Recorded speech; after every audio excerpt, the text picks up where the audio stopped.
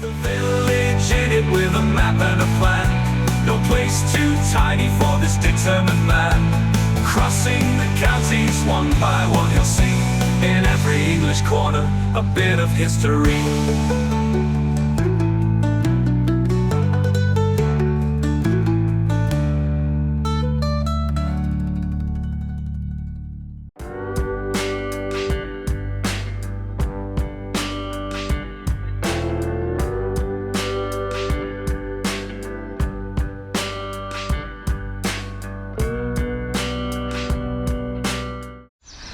Hello folks, welcome back to Rugby for another run of 5 this week in Warwickshire. Now it's a bit of a strange day today because, as you can probably tell, overhead it's very murky. The sky's a bit grey. It's June, believe it or not. It's June. Yeah, we should be having bright sunshine right now. The weather doesn't really know what it wants to do today. It's been raining on the way down here, but it's also forecast for some sunshine, which is why I've got my raincoat on. I've got a pair of shorts on. And I've got my sun hat on. I've even got my sunglasses in the car. It could change that much during this day. We'll see. Anyway, this is the village we're beginning with. It's called Burton Hastings.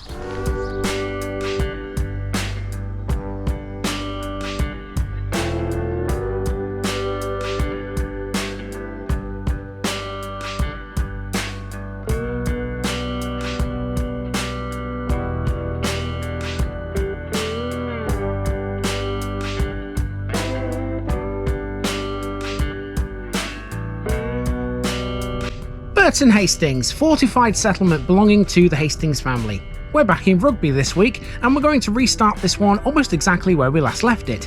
Tucked in the northern tip of Rugby Borough, there's a small village called Burton Hastings, which is right next to Stretton Baskerville. Remember that one? It feels quiet and slightly out of the way, yet it's ringed by busy Midlands towns like Nuneaton, Hinckley, and of course Rugby. Burton is a common Old English name for a fortified farm or settlement, while Hastings comes from the Hastings family, locals in the 1500s. Long before that family, this area lay close to the Roman road at Watling Street, then later entered the medieval record and would have been part of the Domesday landscape of manors and fields. Over centuries it stayed small and farming based. It has a church, but the landmark that pins Burton Hastings on the map now is the Ashby Canal. The lock-free waterway slips along the western side of the village, where it's crossed by several bridges. It gives the place a surprisingly watery feel. St Botolph's Church shouldn't be ignored though. That's Grade 2 listed and low-roofed, sitting snugly in the middle of the village. Around it are the short lanes off Hinckley Road. Out towards Stretton Baskerville, the landscape gains a ghost story edge, but we know that already. Local lore links the lost village at Stretton Baskerville with the highwayman Dick Turpin, whose phantom horse is said to thunder across the fields at night. Burton Hastings sits right beside that territory, so naturally, a few locals have claimed to have seen him.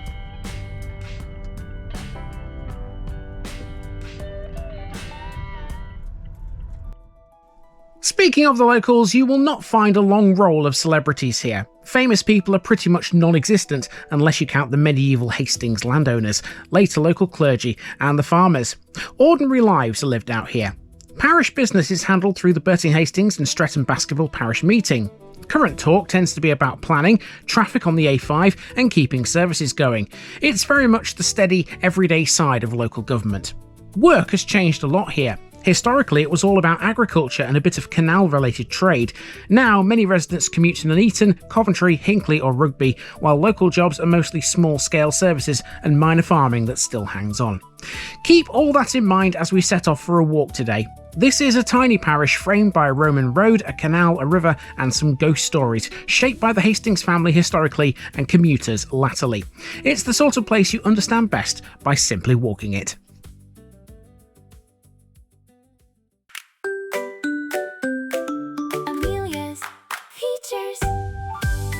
There's not much for me today. In fact, here in Burton Hastings, I only have 2 things to cover, and they are the church and the Ashby Canal. I like these smaller ones. I don't have to put my voice through the ringer as much.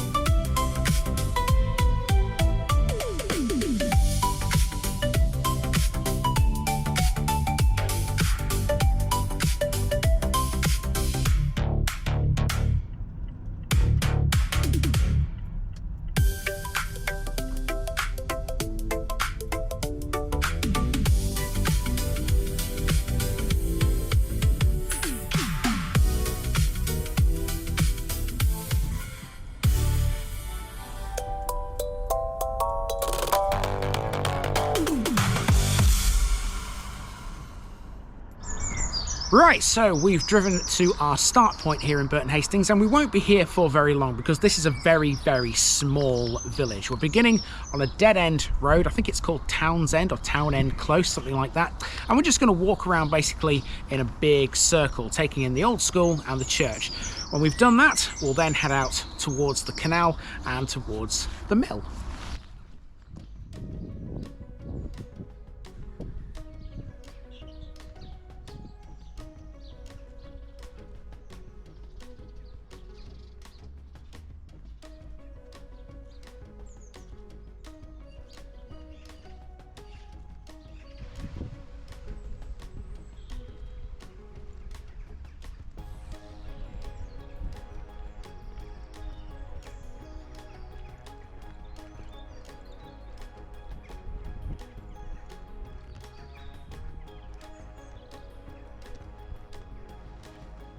There are very few buildings in Burton Hastings. Most are houses, but a couple of them are something different, or they used to be.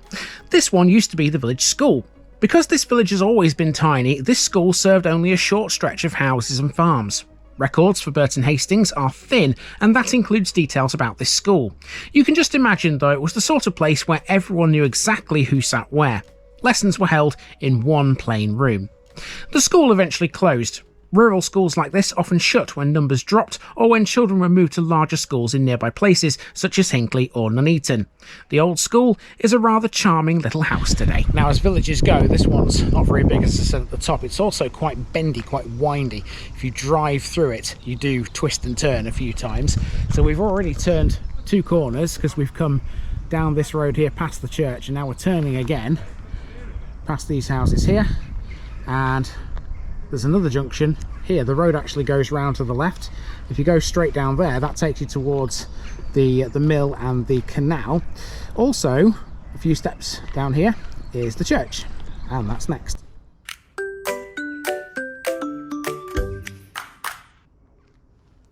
St Botolph's Church is the standout building within the middle of Burton Hastings.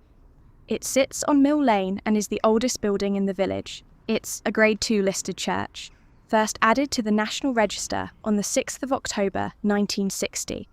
It's part of the Diocese of Coventry. The oldest parts of the church date back to the 1300s. The chancel and parts of the tower were built in the 14th century, and the nave was added in the early 1500s. The tower was rebuilt later in the same century, which explains why its stonework looks slightly different from the rest of the building. The church was restored again in around 1867, and a slate sundial with that date still sits above the porch. The outside of the church has lots of small details that stand out once you look closely. For example, the nave and the chancel have parapets along the top. The tower has embattled parapets which give it a castle-like look. There are buttresses at the corners, some with 2 offsets and others with 4, helping support the structure. As for the windows, they vary in style, with some tracery that fits the perpendicular style. The south porch is another interesting feature. It has an ashlar base with timber above, including a Tudor arch entrance and traceried openings that let in light. Inside the porch is a simple moulded doorway with 19th century double-leaf doors.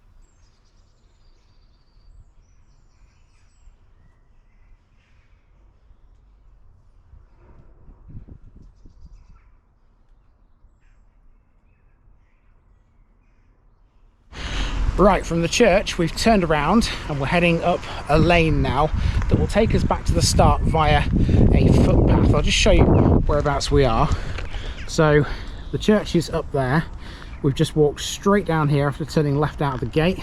This is Cottage Farm. We're passing here on the left, and then the lane sort of runs off into the middle of nowhere. Now there's a footpath off to the left here which will basically take us back to Townsend Close. It's all residential. There's no further landmarks up here. So when we reach the car in a moment, we'll head down to the mill and have a look at the river as well. And when I said river, I did actually mean canal. We can't actually see the river anchor in this video because the mill's in the way, which we'll see at the moment. But we can see the canal. This is the Ashby Canal. You may remember this from Stretton Baskerville. We're a bit further down it here. So let's re-familiarise ourselves with this rather murky looking stretch of water.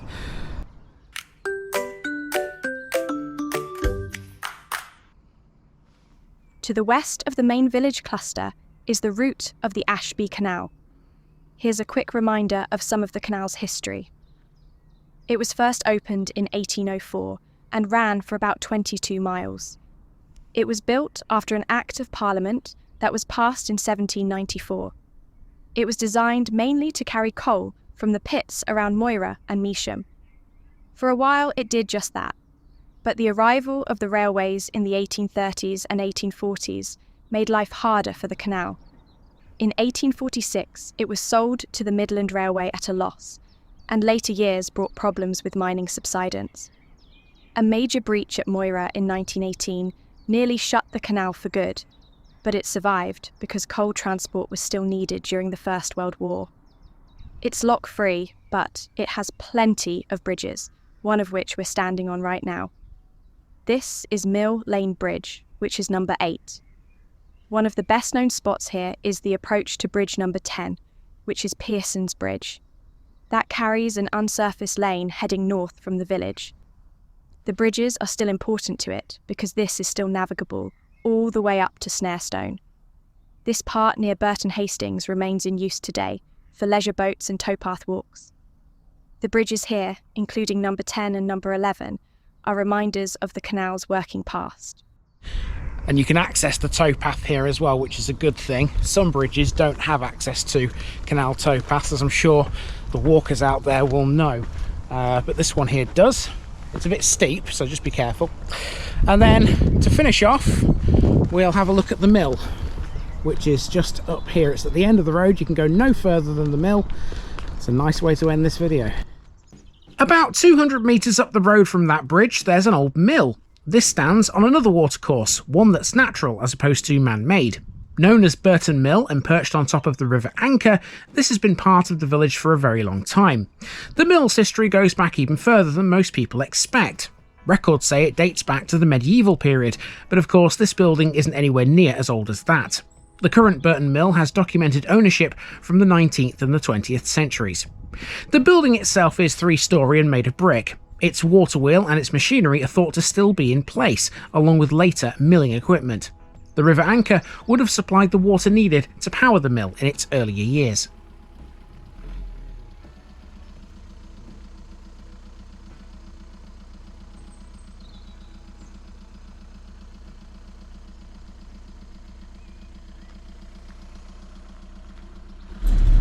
Okay, so I just thought I'd include a piece here to show you how bendy this village is.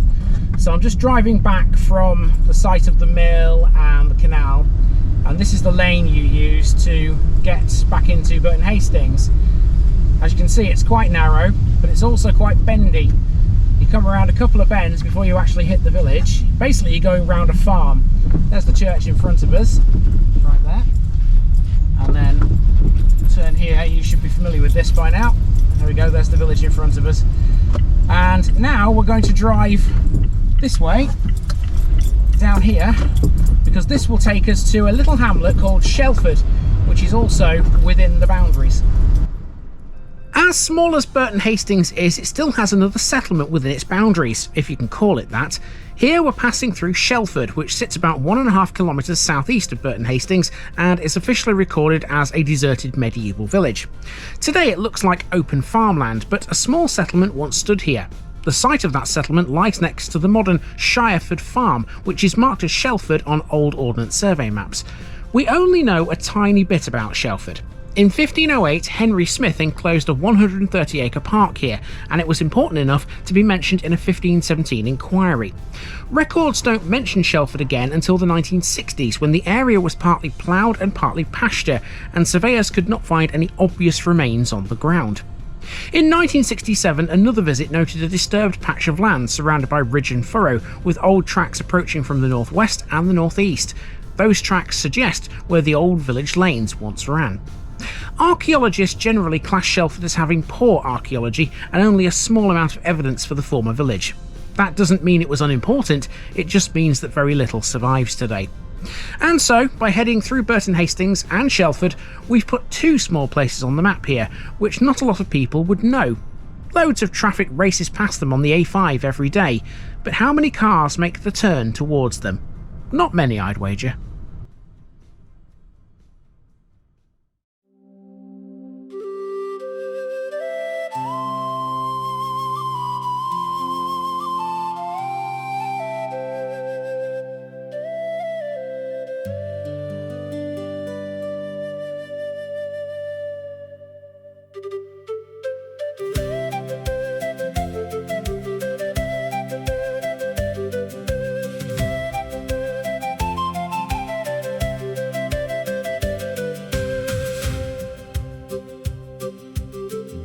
Hastings sits by the Anchor's Bend, near Nuneaton's edge, where the roads all blend.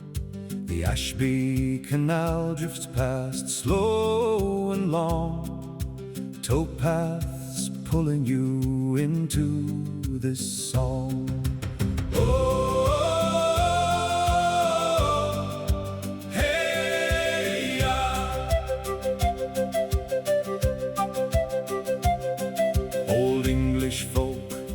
Set the first ground plan. Hastings tied in with the manor clan. Farmstead life under a family name. Medieval days with a modest frame. Water runs by with a calm low glide. Bridges curve over the drifting tide. Towpath steps where the longboats slide. All of it rolling in an easy stride. The Ashby Canal is the star out here. Brick-arched bridges standing year by year. Still as glass on a summer day. Boats drift through in their gentle way.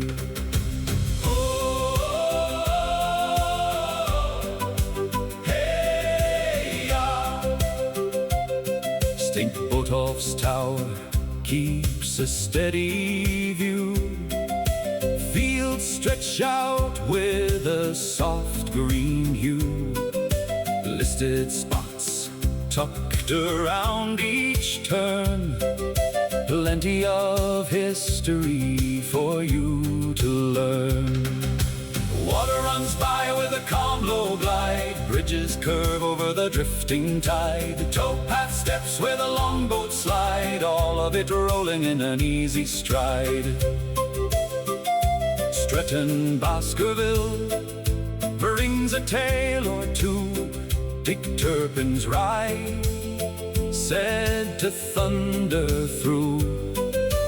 Hooves at dusk on the open ground. Old night tales passed around and around. Famous names are a thinner list. Farmers, clerics in the parish gist. Local folk keeping the place alive.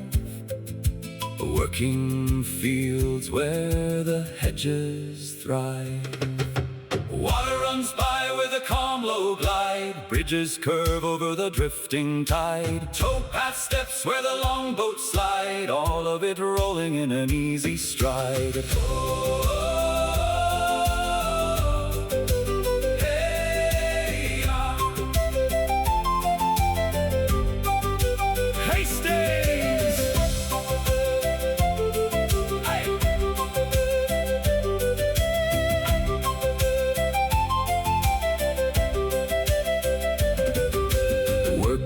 Sat in the fields and grain. Canal trade drifting through sun and rain. Now folks travel for their daily round. Nuneaton, Rugby, the nearer ground. Water runs by with a calm low glide. Bridges bridges curve over the drifting tide. The towpath steps where the longboats slide, all of it rolling in an easy stride. Water runs by so calm and clear at Burton, Hastings in Warwickshire. Hey!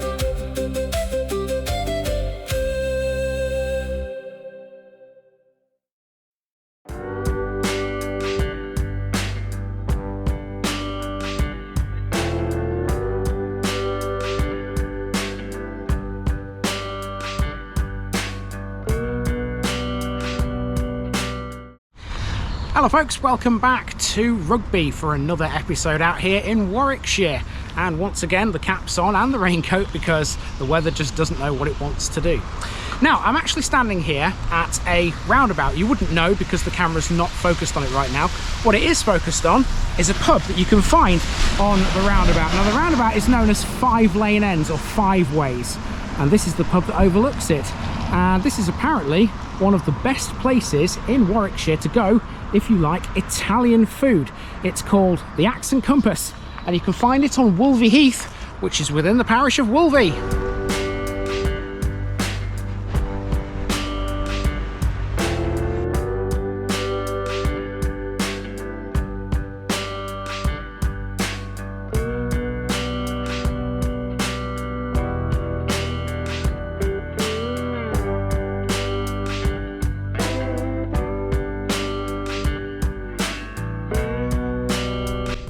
Wolvey, Ulvers Island. Right, today we have a big one, but if you looked on the map at this place, you wouldn't initially know it was so large. This is Wolvey on the outer edge of Warwickshire and within Rugby Borough, but closer to Hinckley and Nuneaton than to Rugby itself. The name Wolvey has had a few spellings, including Ulvea in the Domesday Book. People usually link it to Old English roots, probably a personal name. The fact there's water here today backs up the theory that this was once an island. Either way, it sounds properly old and earthy. Once you start digging back, Wolvey's past goes a very long way. Flint tools from Paleolithic and Mesolithic times, Bronze Age burials and Iron Age and Roman farmsteads all crop up in the records, with Watling Street forming its boundary. From there, the place grew into a small market centre in the Middle Ages, with a weekly market and a fair serving nearby settlements. Later centuries brought enclosure, bigger farms and gentry houses. Today it's more of a residential village with people driving out to work in nearby towns. Wolvey's defining landmark isn't in the village, it's over to the west instead, and it is namely Gamecock Barracks at Browncoat. That was originally RAF Browncoat, then a Royal Naval Air Station, and now it's an army base. Alongside that you have the older sites that catch the eye. St John the Baptist Church with its Norman doorway and grand medieval tombs sits near some traditional cottages. Wolvey Hall, Wolvey Grange and the streets around the village centre all have a certain wealth and status.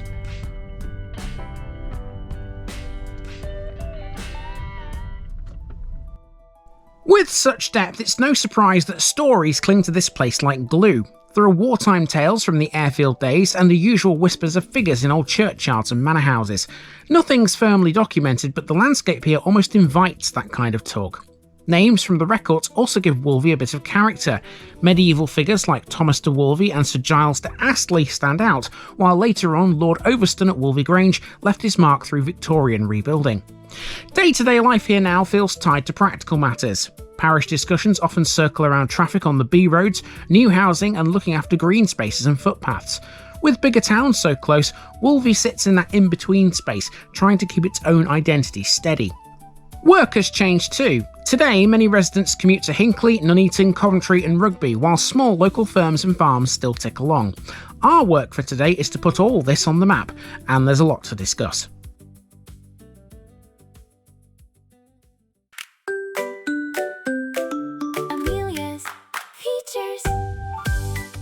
Hiya everybody, this is what I've got for you in Wolvey. Andy's going to be on Wolvey Heath, but I've got lots in the actual village, plus I'll also be telling you all about Browncoat and the army barracks it has.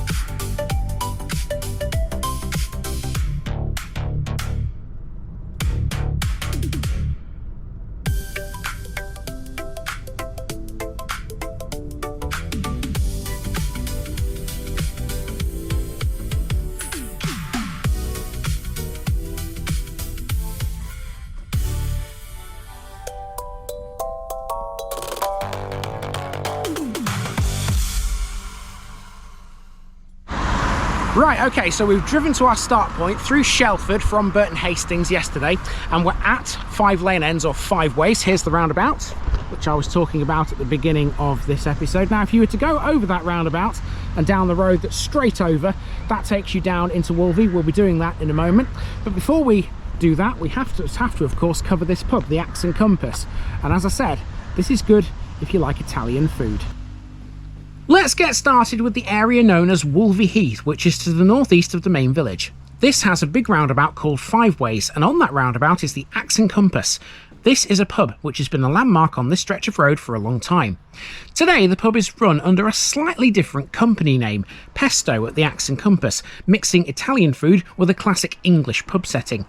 It's become known for its mix of small Italian plates, cask ales and a real fire inside. The building also has a large terrace and a beer garden. The restaurant opens every day, with slightly longer hours on Fridays and Saturdays. The current general manager, Dan Jones, has worked his way up from food runner to bartender and then to manager over 6 years. He's done a good job with this place too.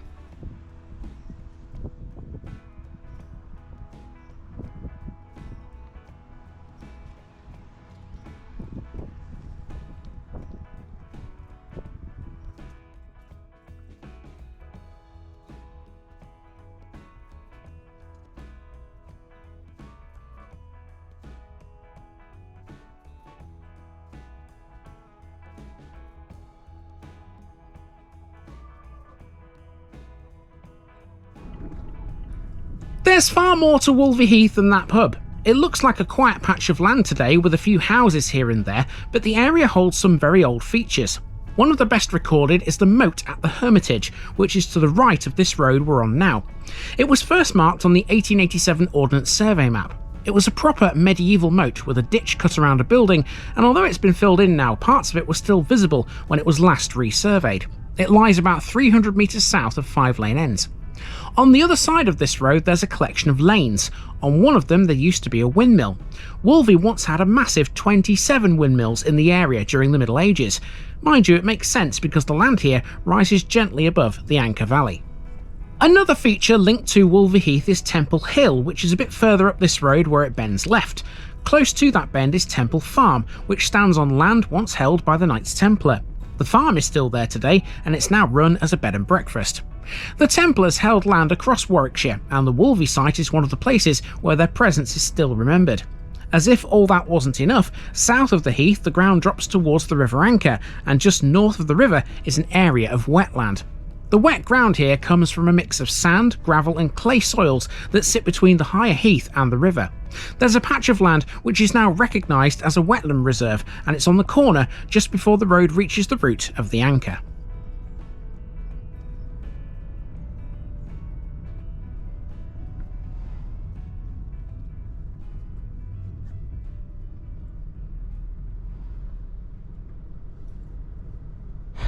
Right, so we've made it into Wolvey Village. I've parked the car here on Bulkington Road, right at the western end of the village.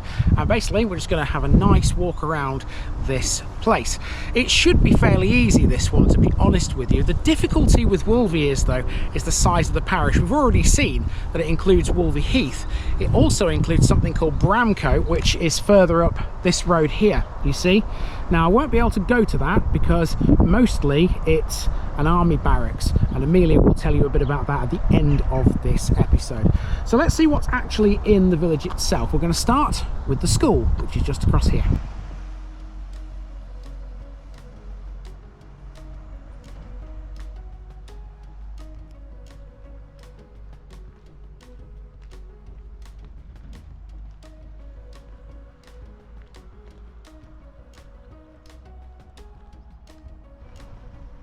Now we're in the village, and the first thing to see here is Wolvey Primary School on Bulkington Road.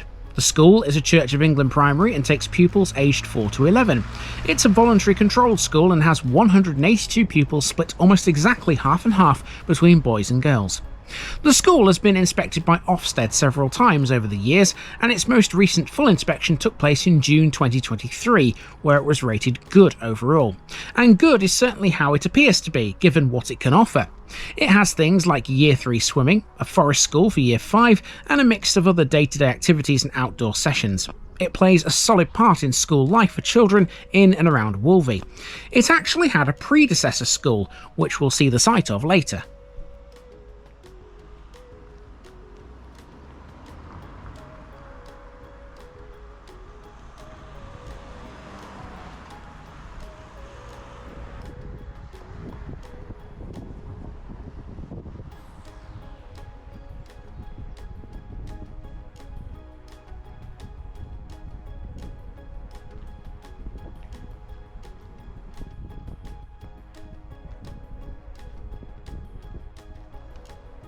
Behind the school we have the local playing field, which is used for sport, play and village events. It's run as a trust according to the parish council, and it includes a sports field, a pavilion and a children's play area, used by kids after school or at the weekends. Standard playing field stuff.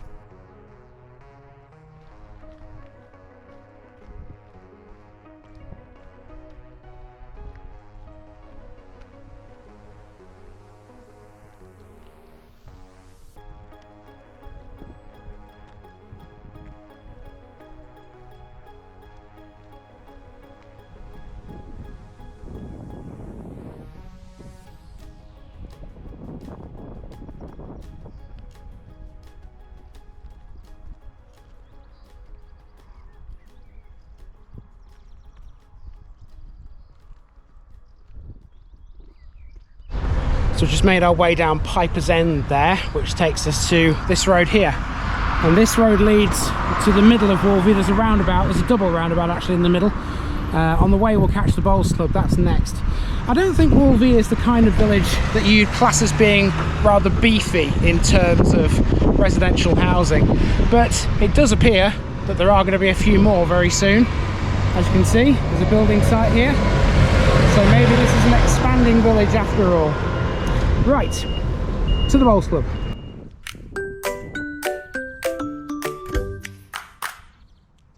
So, after walking through that small housing estate, we found our way to Wolvey Bowls Club. This began in 1921, and the early setup was quite unusual. It started out on the tennis courts at Wolvey Grange, where a few local farmers and villagers tried bowls for the first time. For 2 summers, anyone in the village could wander over and have a go at this new game, and plenty of people did.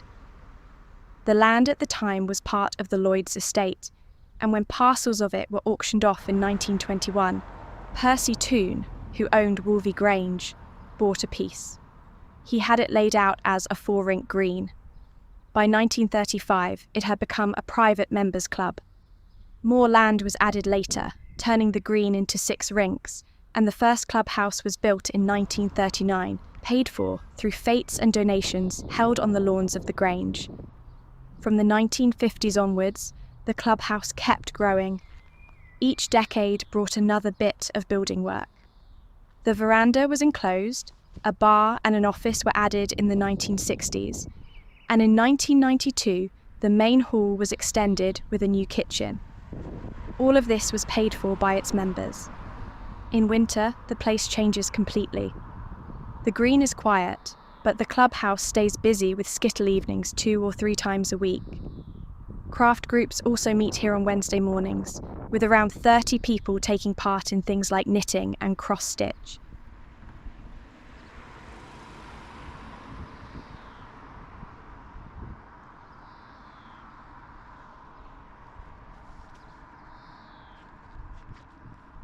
Now there's disabled parking available there at the Bowls Club, but you don't have to drive to it if you don't want to, because there are bus stops either side of the road. There's one here.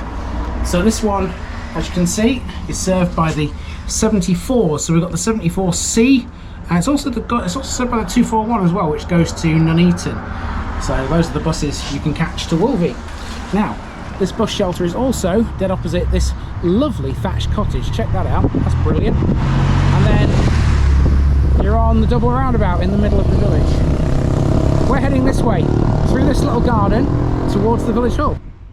Just up the road, we've made our way to the local surgery at number 7, The Square. It's part of the Market Bosworth and Wolvey practice, which runs several sites across the area.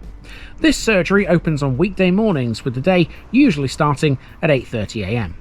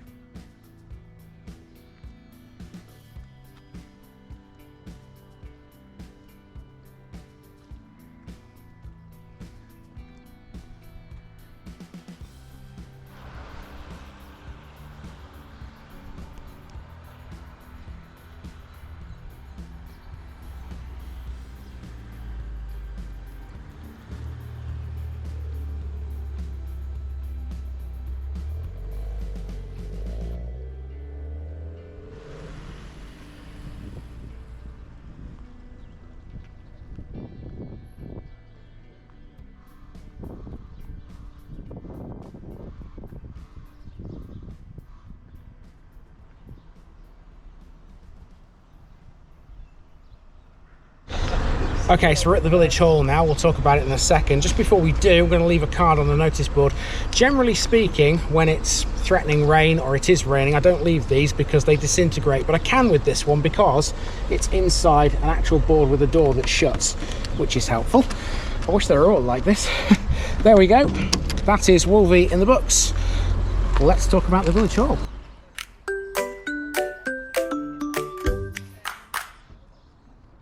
Next door is Wolvey Village Hall, which has been part of village life for over 100 years.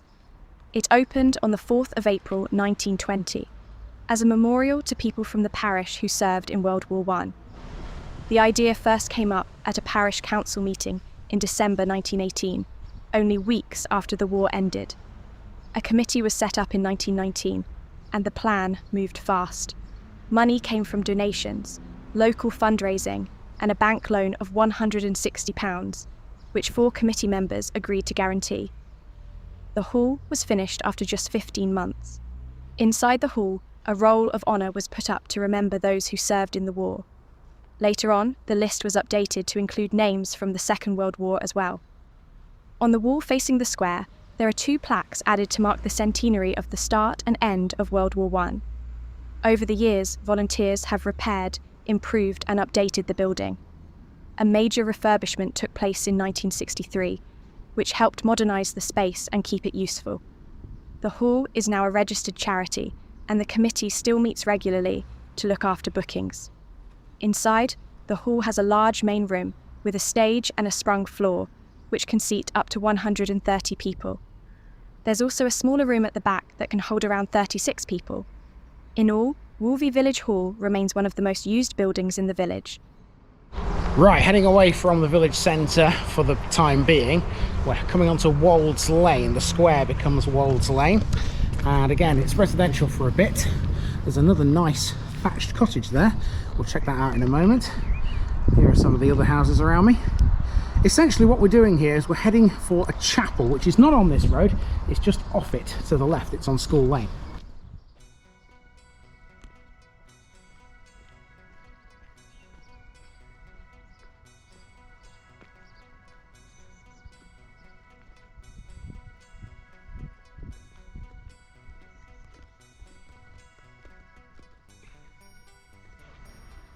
If you walk along School Lane in Wolvey, you'll spot a small building that once played a big part in village life. This is the Old Baptist Chapel, which was founded in 1768.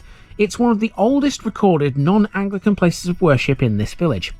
Back in the 1700s, Baptist groups often met in small chapels like this one, rather than large churches. Wolvey's chapel would have been used for regular worship, Bible reading and local meetings. The chapel's location on School Lane is interesting because the lane itself became an important spot. Wolvey's original national school was built on the same road in 1838 and later extended, so the chapel would have been a familiar landmark for anyone growing up in Wolvey during the 1800s. The school is for later though. Next, we're off to the cemetery.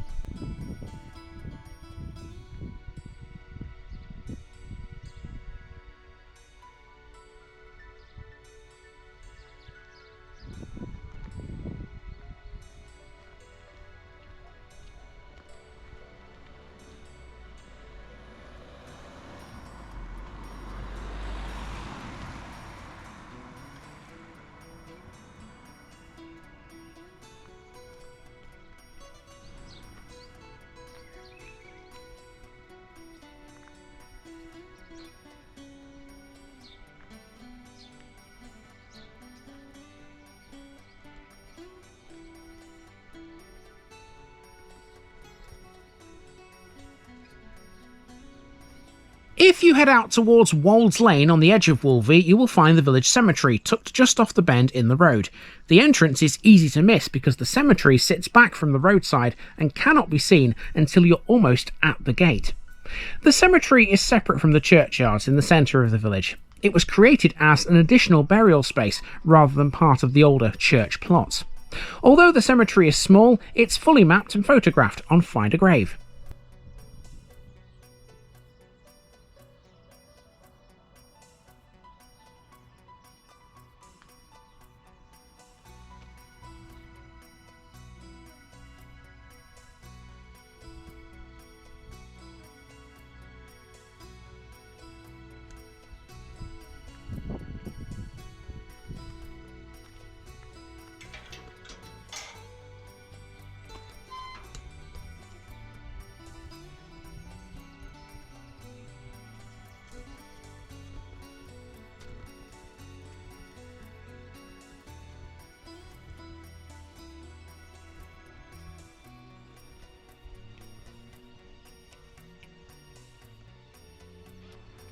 Using that footpath, we're back on School Lane again now, this time at the northern end of it. This here is where the school was.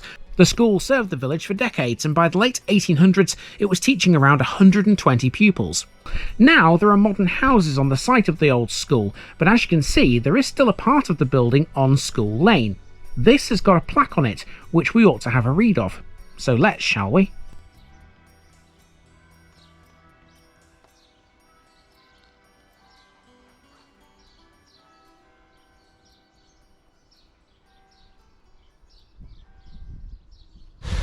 So the plaque says this bell tower should I say, was erected on the 5th of December 1853, forming part of the Wolvey Infant School.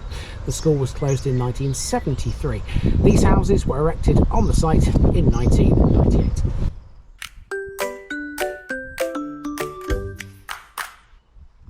St John the Baptist Church is the oldest building in the village that still stands.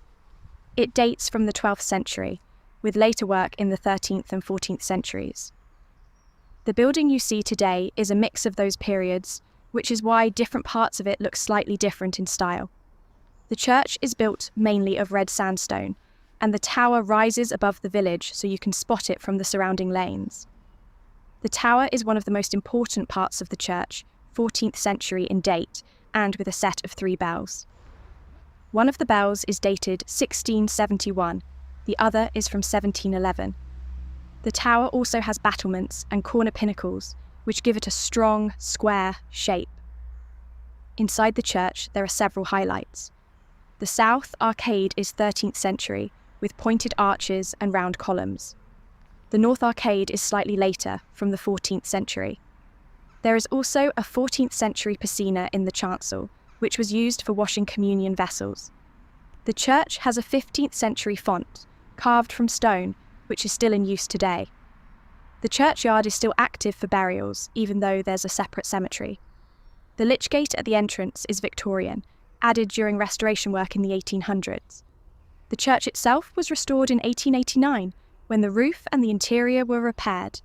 That work helped keep the medieval structure in good condition. Right, once through the churchyard, we're now on Church Road, heading back towards the village centre. Now, there are 2 pubs to catch before we bring this walk to a close. There's also a shop to see as well. They're all kind of in close proximity to that double roundabout that we saw earlier. The first one is up here on the right-hand side. Can you see the pub sign just there? If not, you're about to. There are 2 pubs in Wolvey Village. One of them is here, the Bull's Head on Church Hill. The name Bull's Head is a long-standing pub name across Warwickshire. This one is run by Marston's, and the pub's official website lists it as a food-led village pub with regular opening hours. It can be described as traditional. While extensive written documentation is scarce for this pub, the Bull's Head has often operated as a focal point for the village's agricultural and social history. Over the decades, the pub has balanced community heritage with modernisation, hosting events such as live music, local pool tournaments, and offering updated dining menus. For me, the better pub here is the Blue Pig. We'll be there in a mo.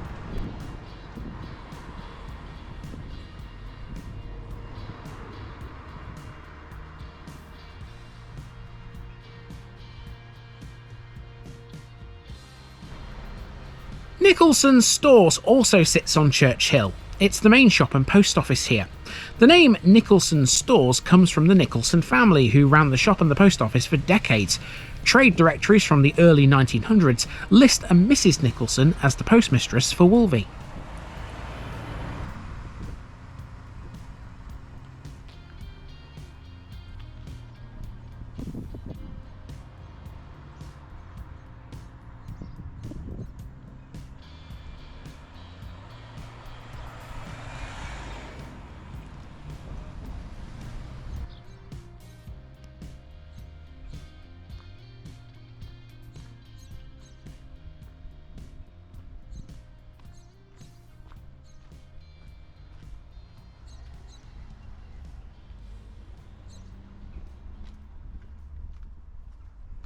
Okay, now we're round the back of the shop and we're in the car park of the other pub, which you can see behind me there.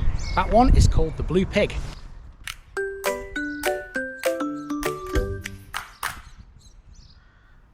The Blue Pig is on Hall Lane, and is one of Wolvey's oldest and best-known buildings. It has a past that stretches back over 600 years. It began life as a coaching inn, serving travellers who passed through the village long before cars and buses existed. Coaches, heading between Coventry and Leicester, stopped here to rest horses and let passengers stretch their legs. The name of the pub has a tale of its own.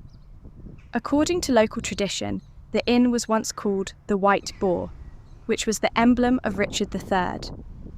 After Richard was defeated at the Battle of Bosworth Field in 1485, places linked to him suddenly wanted to distance themselves from the losing side.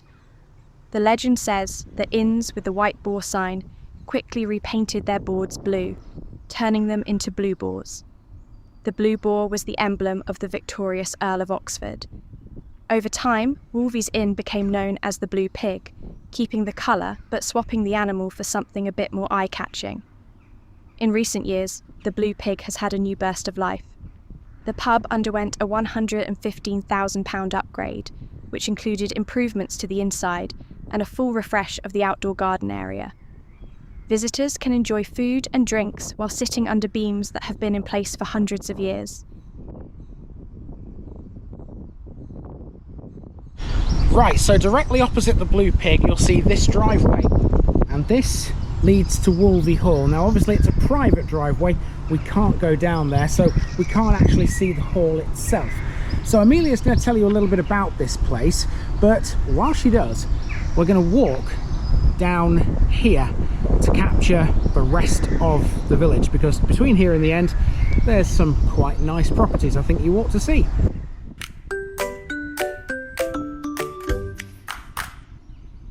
Here we have the entrance to Wolvey Hall, a Grade 2 listed house with roots that stretch back a long way. The present building dates from the late 1600s, but the land itself was linked to the Wolvey family from around 1250 onwards. Sir Thomas de Wolvey held the manor in those days, and a house stood on the site long before the one we see now. The Astley family rebuilt that earlier house in 1677, and parts of their work still sit inside the modern walls. The hall changed again in 1889 when the Cope-Arnold family carried out a major rebuild. They used Flemish bond brick and timber to form the look that survives today. The old oak staircases also stayed in place, and they remain one of the most talked about features inside the house. A small Roman Catholic chapel stands to the side of the hall. It was added in 1891 by Henry Fraser, James Cope-Arnold. For a time, it served local Catholic families who lived too far from larger churches. It stayed in use until the 1920s, but is now no longer open for services. The grounds hold other points of interest. One of the best known is Jacob's Well, which carries a carved figure holding a pitcher and the date 1707. It was once thought to have healing powers. Today, Wolvey Hall is held by the Freeman family and is not open to the public. And here we are then in familiar territory, back on the road, which has the school on it. That's taken us about an hour to walk around Wolvey. That's pretty good. So we've just got a few steps left to do between here and the car. You can see the school on the left hand side and I'm parked on the right. And that leaves one thing to cover in this episode. And as I said at the beginning, it's Bramcote, which has the army barracks in it. And that's all for you, Amelia, again. Bramcote is a whole different ballgame. It's just outside Wolvey to the west and is best known for its long military past. The big name here is Gamecock Barracks, which started life as RAF Bramcote in 1939. It was built by John Lang and Son Limited and opened during the early part of World War II.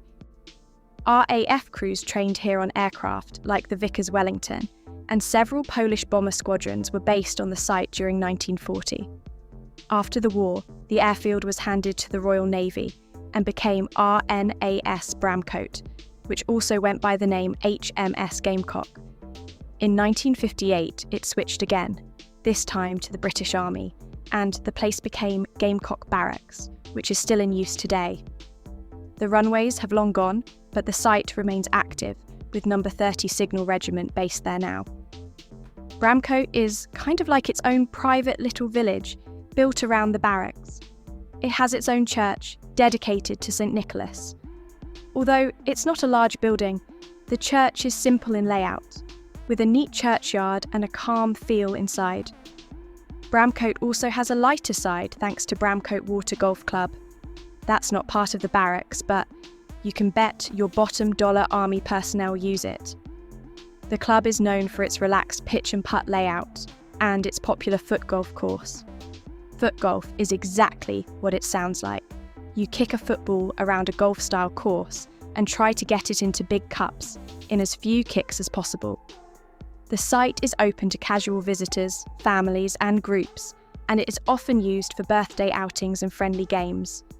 Another important place in Bramcote is Lake Haven School, an independent special school set within the grounds near the old airfield. It supports pupils who need extra help with learning, behaviour or emotional needs. Put together, these places give Bramcote a mix of military history, local faith, outdoor fun and specialist education. The old airfield has changed hands several times, and Bramcote may be small, but it has a lot of solid, real-world features packed into one little corner of Warwickshire.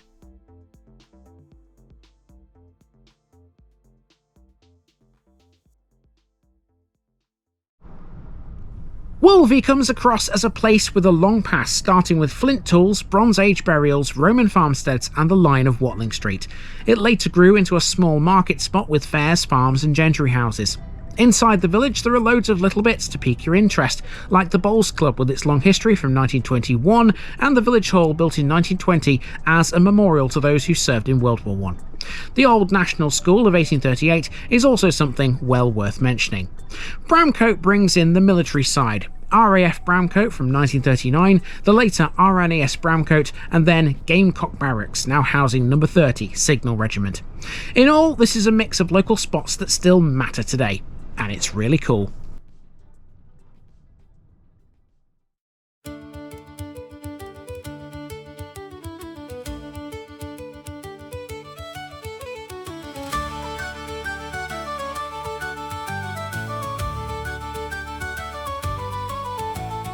Wolvey sits out near the edge of the Shire, old tracks running past fields and trees, close by Hinckley and the pull of Nuneaton, with the anchor starting its path with ease. Wolvey carries names with an old English ring, bits of old speech tucked into the ground, linked with wet spots and low-lying earth, fitting the feel of the streams around.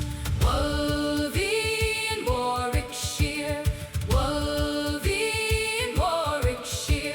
Astley knights, how their armour shone, Victorian hands at the Grange long gone, market folk calling at early dawn, and tractors humming through fields of corn. Wolvey turns up in the Doomsday Book, households listed with farmland spread. Market days came with the medieval years, bringing in folk for trade and bread. Wolvey leans now on a landmark of scale, Gamecock Barracks set out on the west. Once an airfield with wartime noise, now an army base where the troops still rest. Wolvey in Warwickshire, Wolvey in Warwickshire. Astley knights, how their armour shone, Victorian hands at the Grange long gone, market folk calling at early dawn, and tractors humming through fields of corn.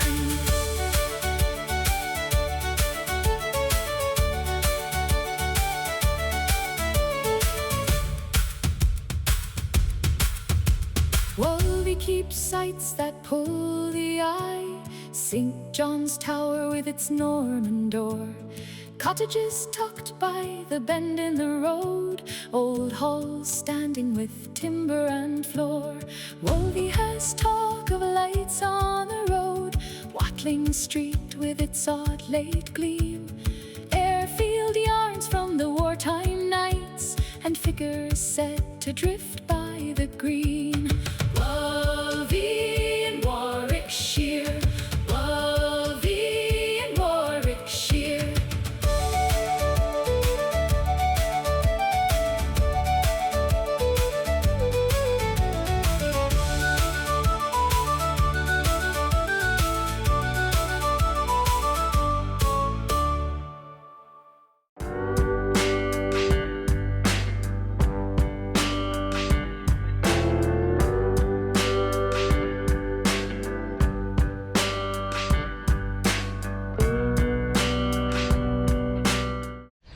Hello folks, welcome back to Rugby for round 3 this week, and I think it's number 12 in total. I'm not totally sure, I think it is.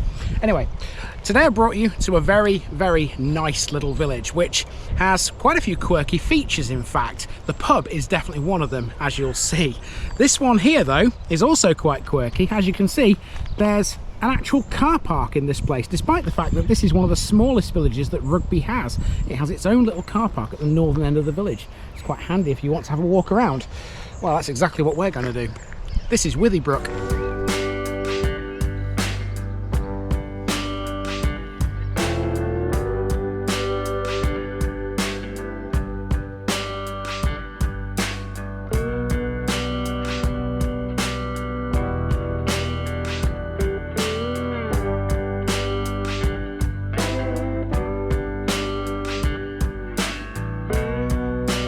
Withybrook, Willowbrook. Alright, we continue through Rugby today with the parish of Withybrook in a shallow valley beside a small stream feeding the River Sow, just west of the Old Foss Way. It feels quiet and tucked away, yet Coventry is only a short drive down the road. The name fits the setting here. Withy is an old word for willow and brook is simply a stream, so put them together and you get something that's all about wet ground, willows and grazing fields along the water. It's the sort of name that sounds practical rather than fancy. Thinking about that takes us back a long way. The parish appears in medieval records linked with nearby Hopsford, and the wider area is recorded in Domesday with farmland, meadow and woodland taxed and counted for the king. When people picture Withybrook today, many first think of All Saints Church, but the place that really pins down village life is the Pheasant. It's a pub on the main street, which is where locals meet, eat and catch up, giving the village a social heart that feels very down to earth. That said, the church is hard to ignore. All Saints is a Grade 2 listed medieval building from the 1300s, carefully restored in 1995. Nearby, the village hall puts on regular events, while lanes lead out towards farms and the site of Old Hopsford. Hopsford itself adds a slightly eerie note. About a mile to the west lie the remains of its deserted medieval village, now just earthworks in its fields, reminding you that settlements can grow, move or fade. The same thing happened to Withybrook as well.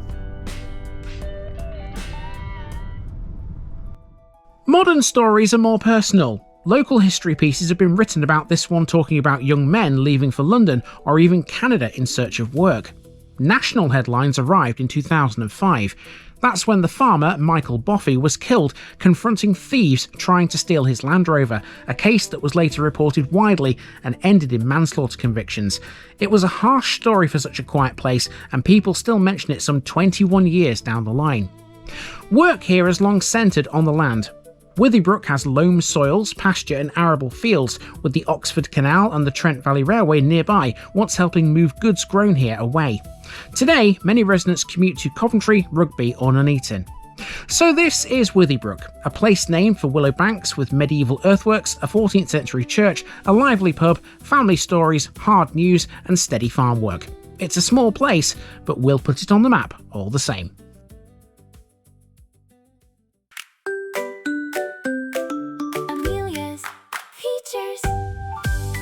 Hello everyone. I only have 2 things to talk about today. Namely, they are All Saints Church and the remains of the medieval village here in Withybrook. This should be a nice, gentle walk around otherwise. I'm looking forward to it.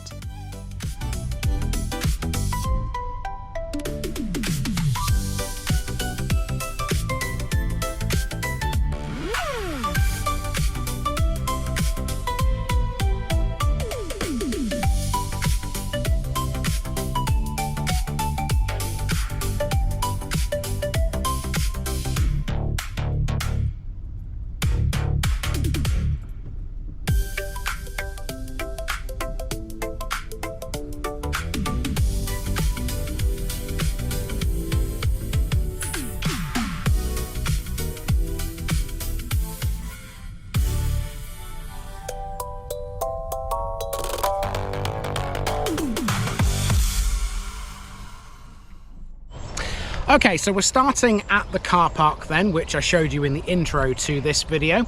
It's where Featherbed Lane and Overstone Road meet each other. And we're going to walk down Overstone Road to start with, because we're heading for the site of a chapel which no longer stands. Even so, I did actually find some good bits of information about it. We'll head for that, and then we'll head down towards the church, which definitely is still standing.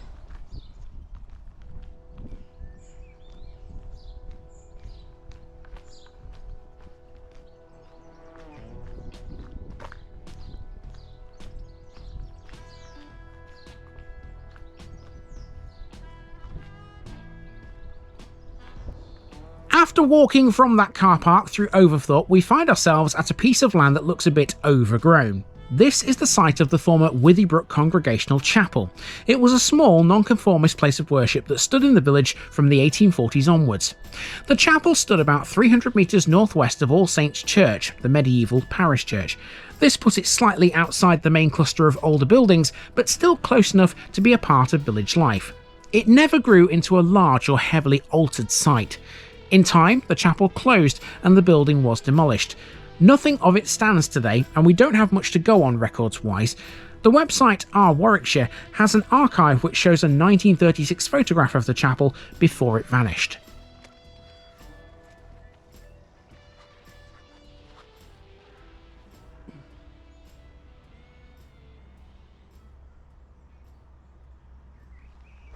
Well, I've got to be honest with you people, I didn't expect there to be an actual graveyard here. I knew that the chapel was no longer standing, but clearly they've left access open to the graveyard. It's what you saw a few moments ago. Look, it's all overgrown and certainly not in good nick, but there are plenty of graves in here.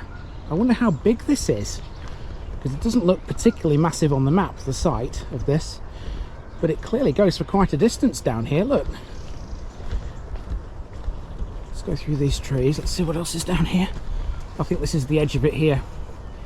So where exactly the chapel was situated on this site, I don't know, but you can walk around the graveyard with no problem, it seems.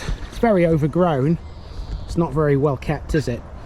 But it's still here. I suppose it has to be for people who have relatives potentially in here. Okay, so let's make our way from the site of this old religious building. We find our way out of here, through the gate again, and down towards the church. Now, you can't see it because there's a tree in the way, but in the way that I can see the church, it's over there on the horizon. It's like in a little dip. Let's head for that next.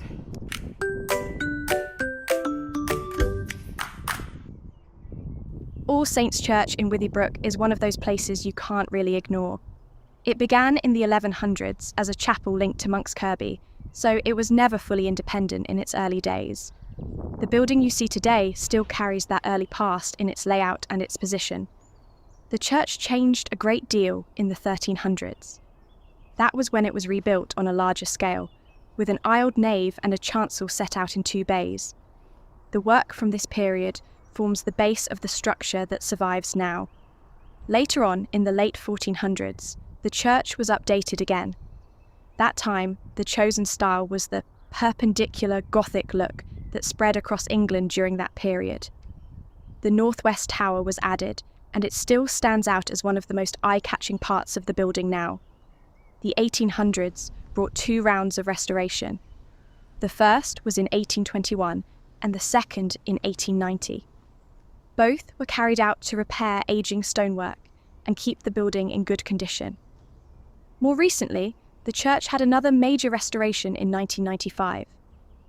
That one came after Roman and Iron Age finds were uncovered in the area, which drew fresh attention to the site.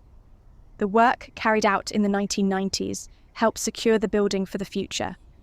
All Saints is therefore well worthy of its status as a Grade 2 listed church.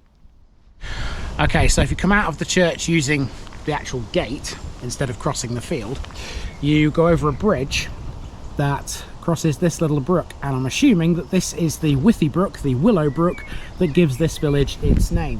What we're going to do now is we're going to follow this for a short distance, and it runs down to the local pub. And you remember in the beginning of this video I said that the pub here is quite a notable one. It's a quirky one, and the reason for that is because of what happened in 2004.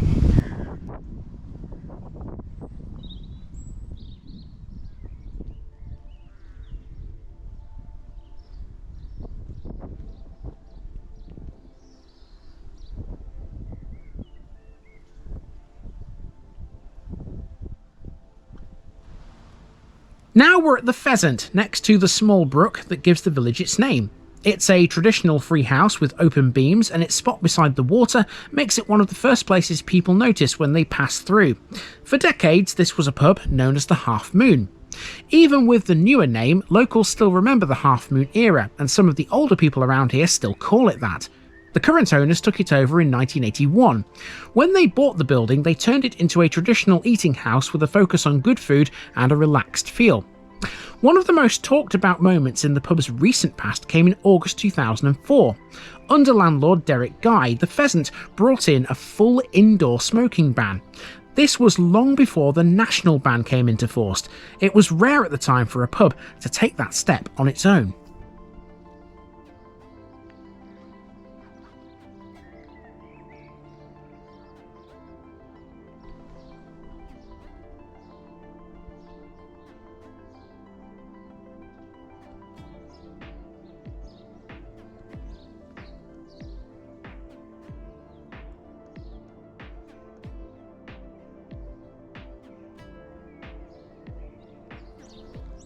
Just up the street we come to Withybrook's Old Village School, which first opened its doors in 1856.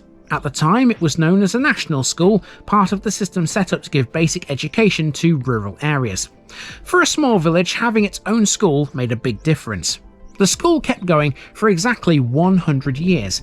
By the mid-1900s, education across Warwickshire was changing and smaller schools were being reviewed. In 1956, the decision was made to close Withybrook School and children were transferred to Monks Kirby. The old school was converted into 2 private homes, keeping the outside shape but giving the inside a fresh purpose. The school's playing field also survived. Rather than being built over, it stayed as a green space for the village. Today, it's used as a small recreation area.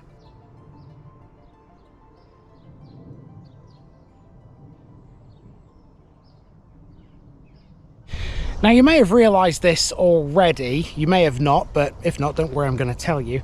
Withybrook has loads and loads of earthworks because it used to be a lot bigger than it actually is today. We've seen a couple of them already because we crossed the field across to the church. That's full of earthworks. Here on the end of Overstone Road, there's some more, some quite pronounced ones. And there's another field here, which is also loaded with them. And this is the field we're going to talk about next.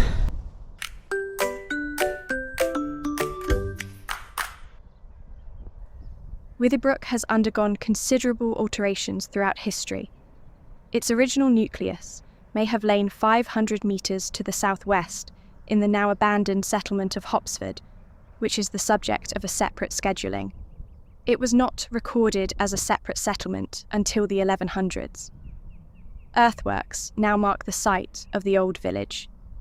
You are looking at a field that's full of them, and these are certainly not the only ones Withybrook has. There's a moated site lying immediately to the west of the church, and the remains of medieval house sites to the north of the church too. This area, northwest of Withybrook Hall Farm, includes at least 3 Toft and Croft sites, aligned along the main street, defined by hollow ways measuring, and up to 1.5 metres deep. These are the best defined earthworks the village has. In recent years, the medieval remains at Withybrook made national news for all the wrong reasons. Between 2015 and 2018, landowners carried out major unauthorised work on the scheduled monument, bulldozing earthworks and cutting a wide track through the site. These actions caused severe and permanent damage to features that had survived for around 800 years. The case ended in 2020 when those responsible were ordered to pay £160,000 for destroying the historic remains. So back out of the field, and for the next 400 yards there's no footpath and it's uphill as well. At the top of this hill is the village hall.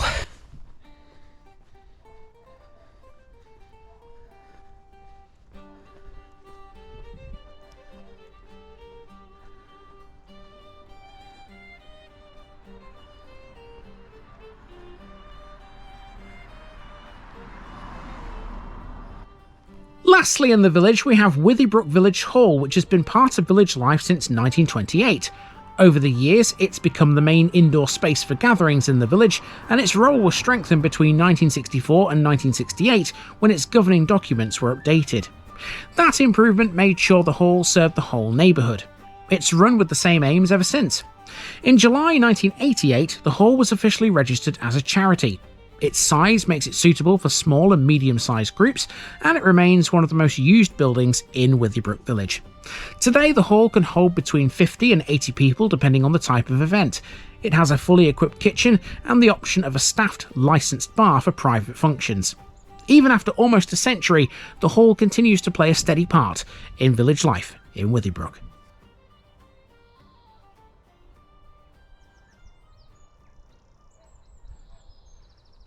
Right, we've made it back to the top of Overston Road, and here on the right hand side there's an entrance to what appears to have been Withybrook Nurseries. I say been because it's certainly not open right now. There's a big sign over there saying it's closed. I wonder if this is in operation now. Doesn't look very busy, does it? Who knows? Anyway, the car park is literally just up here, and we have successfully completed the circuit of Withybrook. What a nice village this is. Now, before we leave this one behind, we have a long drive to do through another hamlet that falls within Withybrook's boundaries. It's called Hopsford. To finish, let's drive through the much older settlement of Hopsford. The history of Withybrook and Hopsford is tightly linked, going right back to the Domesday Book. Hopsford acted as the early centre of the area, while Withybrook began as a smaller offshoot. Over time, the balance shifted. Hopsford declined, and Withybrook grew into the main village that survives today. Their pasts overlap in almost every century. Hopsford's decline was driven by land enclosure for sheep farming and changes in the local economy. By the 17th century, the settlement had been abandoned. Today, the site lies about 1 kilometre southwest of Withybrook and is protected as a scheduled ancient monument. Earthworks still mark out the old village, including sunken roads and building platforms. Where Hopsford faded away, Withybrook expanded. Parts of Hopsford remained, like for example Hopsford Manor House, which adds another layer to the area's past. It stood near the deserted village, but fell into ruin by the 17th century. Crop marks and documents confirm its former footprint. And that's going to do us for Withybrook, a village in a shallow valley beside a small stream feeding the River Sow. Today the village is known for All Saints Church, a 14th century building restored in 1995, and the Pheasant, the long-running pub once called the Half Moon. It's mad how a small village like this can have such a big past. The Pheasant, with its early indoor smoking ban in 2004 and the earthwork damage between 2015 and 2018 when landowners bulldozed parts of the scheduled monument, both made national news. So did the events of 2005. I am of course referring to the death of Michael Boffey.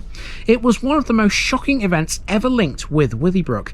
He was a farmer who confronted thieves trying to steal his Land Rover, and the situation turned violent. What happened was sudden and brutal, the sort of thing no one expects in a small rural parish.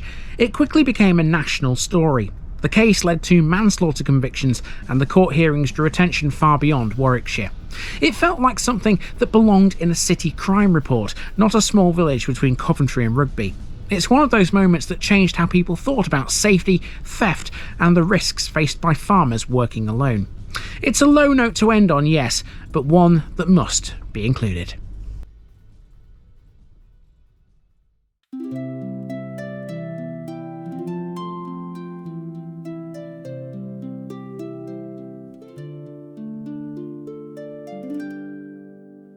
In Withybrook fields where the brook runs slow, past willow banks where the breezes go, by Hopsford earthworks under open sky, old paths drift past as the tractors sigh. Withybrook, Withybrook, Withybrook, Withybrook. The Fosway sits close with its Roman thread. Canal boats glide where the towpaths spread, where the road bends round and the skies feel wide. that's the place that keeps its gentle stride. All Saints stands tall with its ancient stone, while the pub keeps talk in a friendly tone. In Withybrook lanes where the soil runs deep, old doomsday notes still seem half asleep. Withybrook, Withybrook, Withybrook, Withybrook. The causeway sits close with its Roman thread. Canal boats glide where the towpaths spread, where the road bends round and the skies feel wide. That's the place that keeps its gentle stride. In Withybrook fields where the work stays true, farm crews rise early with the morning dew. Some drive outwards for their daily grind, while the land keeps pace with a patient mind. Old wills in drawers, old tales in the air, a pub door open, a churchyard stair, a case once told in the papers loud, yet life moved on through each passing crowd. Withybrook, Withybrook, the causeway sits close with its Roman thread. Withybrook, Withybrook, canal boats glide where the towpaths spread, where the road bends round and the skies feel wide. That's the place that keeps its gentle stride.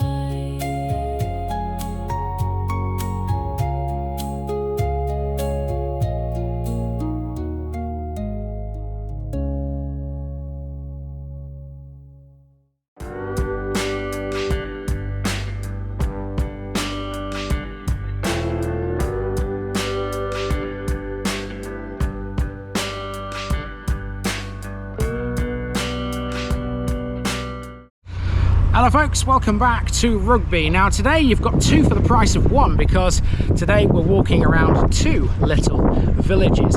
One of them shares its name with a sea creature, which is the one I'm standing in right now, but this is a long way from the coast, so don't expect to actually see any of those sea creatures in this one.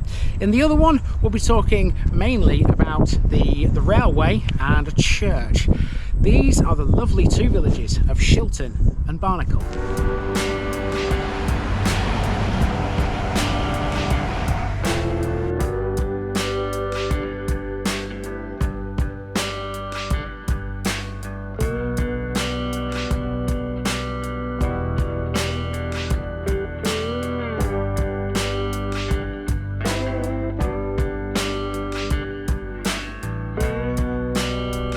Shilton and Barnacle, Shelf Farm and the Barn on the Hill.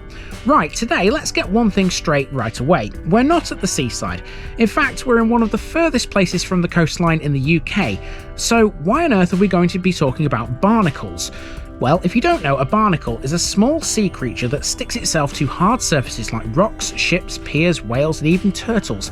It has a hard shell and lives its whole adult life glued in place, feeding itself by waving tiny feathery legs in the water to catch food.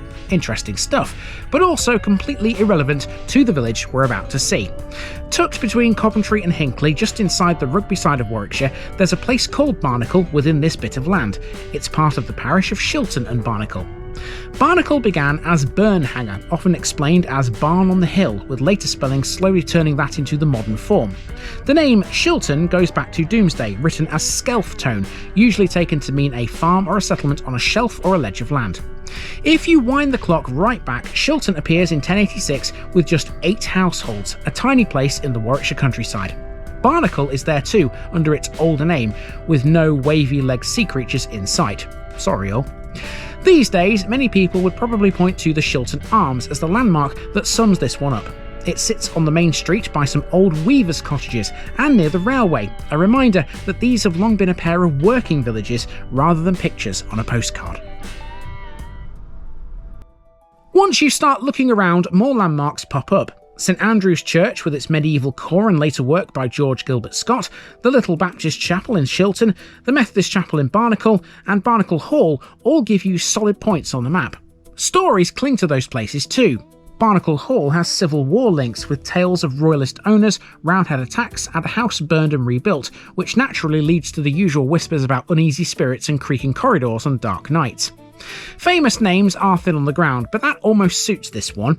You get figures like William Hickman of Barnacle Park, a royalist captain fined after the Civil War, and later local worthies, clergy and landowners who turn up in parish histories rather than national headlines.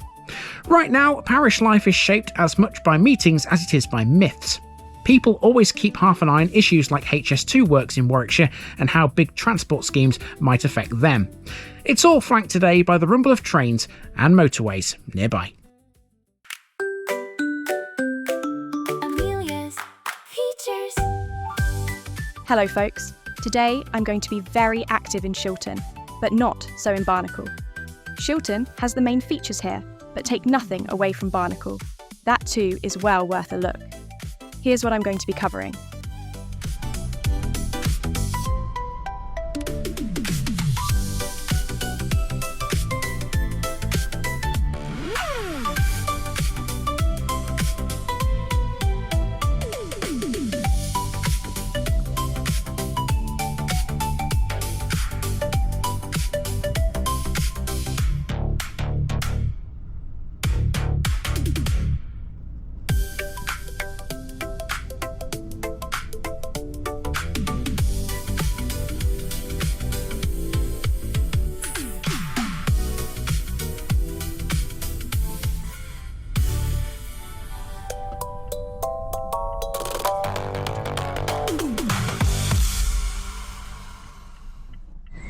Okay, so we're starting with Barnacle. We've driven to our start point, which is just down there, and I've walked up to the edge of Barnacle Village. We're going to take a short walk around this. I won't bother putting this on the Strava because the main walk today is going to be around Shilton. So let's have a wander through Barnacle first then, and we're heading down this road, which is the only one that sort of makes its way through the village. It sort of bends its way around these houses you can see in front of you. There's a few things to capture here. There's a church, there's a village hall, and a couple of old pubs. Barnacle is a small hamlet of around 96 houses and just over 200 residents, set in the countryside a few miles north of Coventry. It sits close to junction 2 of the M6 and the M69, so even though it feels rural, it's easy to reach from the main roads. The place has a long past, and its name appears in the Domesday Book as Burnhanger, meaning a barn on the hill. Over the years, the spelling shifted through Burnhangle and Barnangle before settling on Barnacle in the mid-1500s. It has a few stories linked to it. Barnacle Hall, for example, once belonged to the prior and convent of the Hospital of St John of Jerusalem, but the estate passed into private hands during the dissolution under Henry VIII. In the Civil War, one of the main landowners, William Hickman of Barnacle Park, supported the royalist side.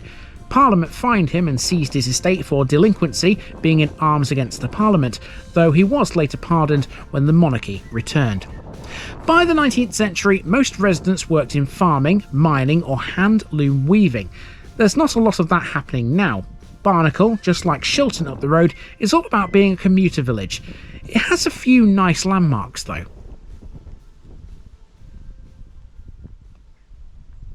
So this is Barnacle's village hall, which is rather nice, as you can see. Now this has got a little story to it, which involves another place far, far, far away from here. After the First World War, the village chose not to build a stone memorial. Instead, it acquired a wooden army hut, placed on land donated by a local landowner, and turned it into the Barnacle Memorial Hall. The hut served the village for decades and became a much-loved meeting place. By the 1960s, it was worn out, so the villagers bought a concrete hall from Kent, transported it to Barnacle, and rebuilt it over several years. It reopened with a service of dedication and remembrance on the 12th of November 1972. In 2013, the hall gained a new extension with a snug room and a larger kitchen, improving the space for events and private hire. Now run by an elected management committee, it's a registered charity and a first-class venue for village groups, parties, weddings, and even Skittles nights.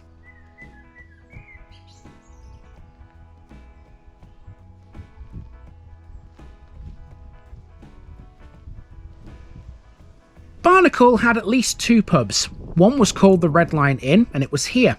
It had the look of an 18th century village pub with the sort of solid traditional frontage you expect from a rural Warwickshire inn. In 1902, the Red Lion appeared in sale listings with its own brew house and a lease held by Phillips and Marriott Limited. The pub once brewed on site, something fairly common in rural inns before larger breweries took over. Through the 20th century, the Red Lion hosted social events and gatherings for groups such as the local branch of the British Legion. Alas, like many rural pubs, it eventually closed. It's since been converted into a private home.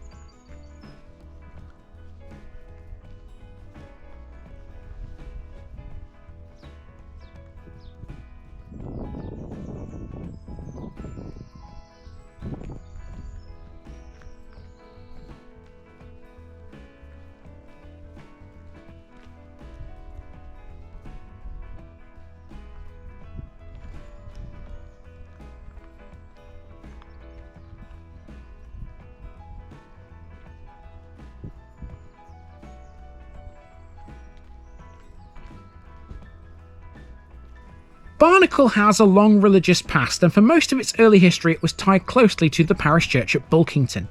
In the 12th century, Barnacle was treated as a chapel of ease to St James, meaning villagers travelled there for services. The link was strong enough that Barnacle never became fully separate, even as nearby places like Shilton and Ansty gained more independence over time. The medieval ties ran deeper still. In 1143, the right to appoint the parish priest was granted to Leicester Abbey. The abbey held influence over the area for centuries. Other hamlets in the region later shifted under Coventry Priory, but Barnacle kept its connection to Bulkington. This was all before non-conformist groups arrived, and when they did, they built a chapel of their own. Non-conformist worship in Barnacle began in the early 19th century. Wesleyan Methodists first met in 1817, gathering in a loft before moving into a small building. The Methodist group grew steadily, and by the mid-1800s they were ready for a purpose-built chapel. This Methodist chapel on Chapel Lane was completed in 1844.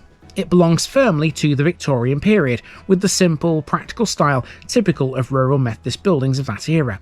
Its position was slightly apart from the rest of the village, but still close enough to be part of daily life.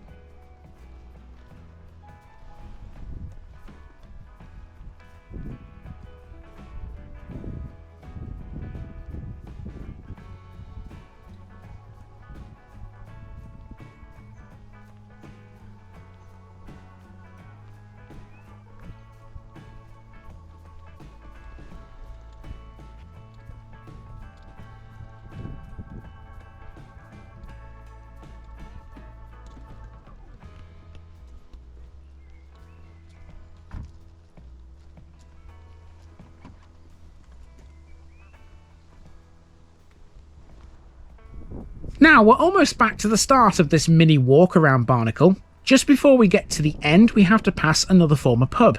This house here was the Fox Inn, which still retains the Fox name in its modern handle.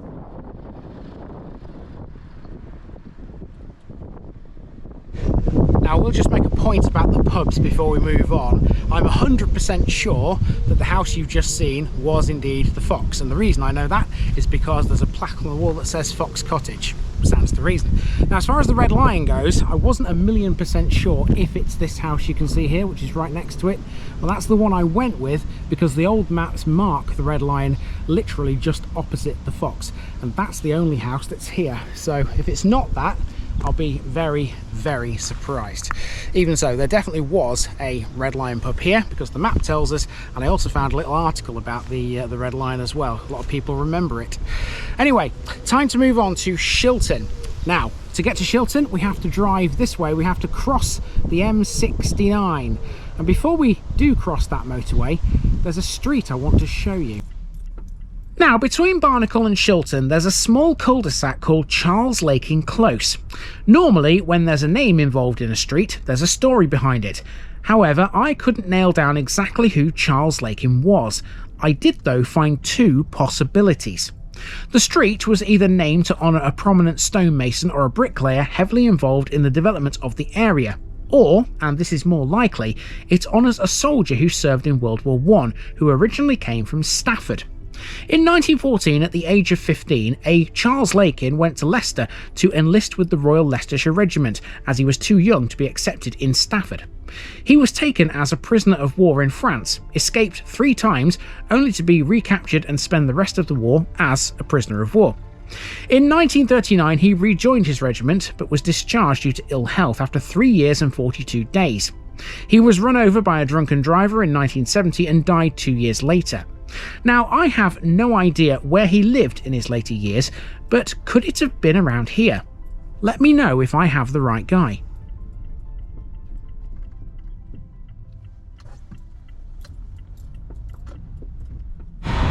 Yes, that's another thing I'm not totally sure about, the street between the two villages. There's a few things in this episode I'm not 100% on, but then again, this was a difficult one to research because these places are so small.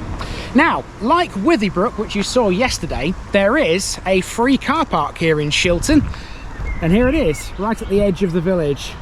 We'll be going out that way when we leave, which is handy for us, really.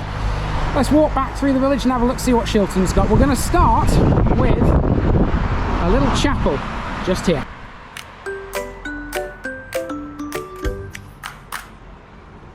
In Shilton now, the first thing to talk about is Shilton Baptist Chapel on Church Road, or Church Lane as some people call it. It's one of the village's most recognisable historic buildings. The chapel story begins in the early 19th century, when Baptist groups first took root in the area. The earliest phase of the congregation dates back to 1830, when a village church opened under the Burford Baptists. That early meeting place gave local families a space for worship outside the established Church of England.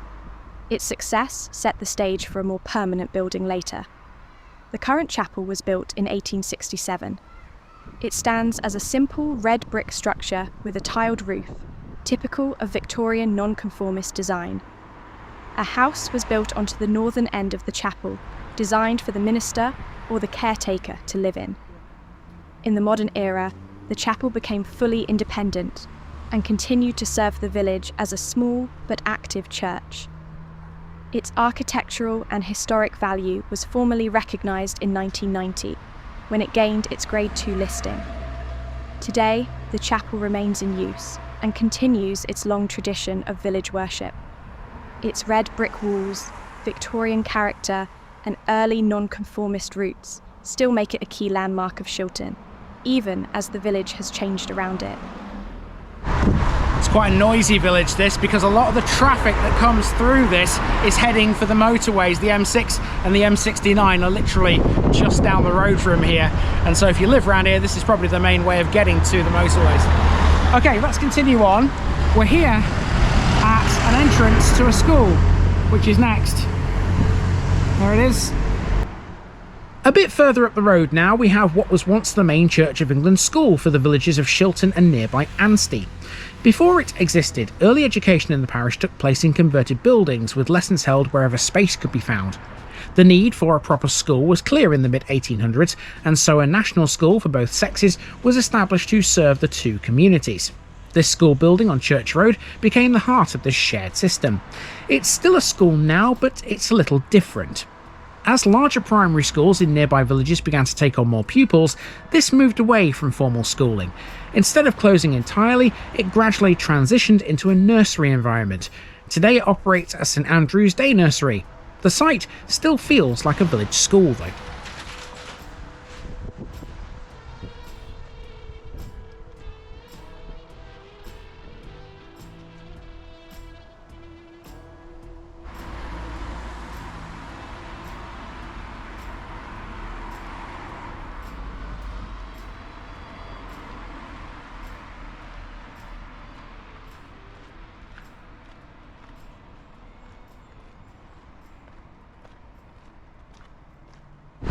Okay, you've just seen me cross a bridge there. There's a railway line under our feet here, and Shilton used to have a railway station.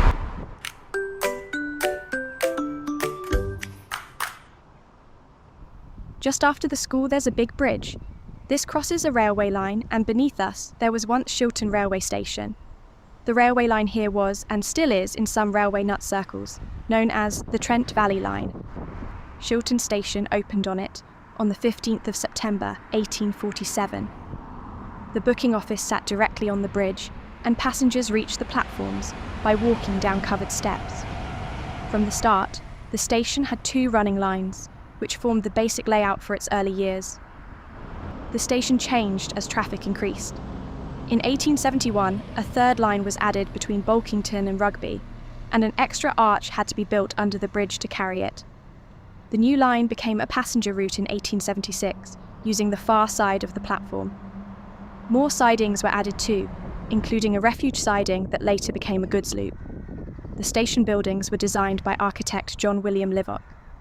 The booking office had a brick front and side walls, but the rest of the structure was timber, which grew increasingly worn over the years. It was never a grand station, but it served its purpose.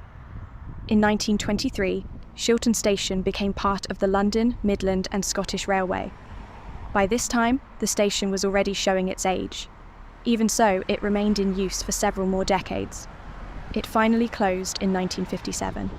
Nothing of the old platforms or the buildings survive today. Okay, you don't have to go very far beyond the railway line to find the church. It's here behind this tree. That's next.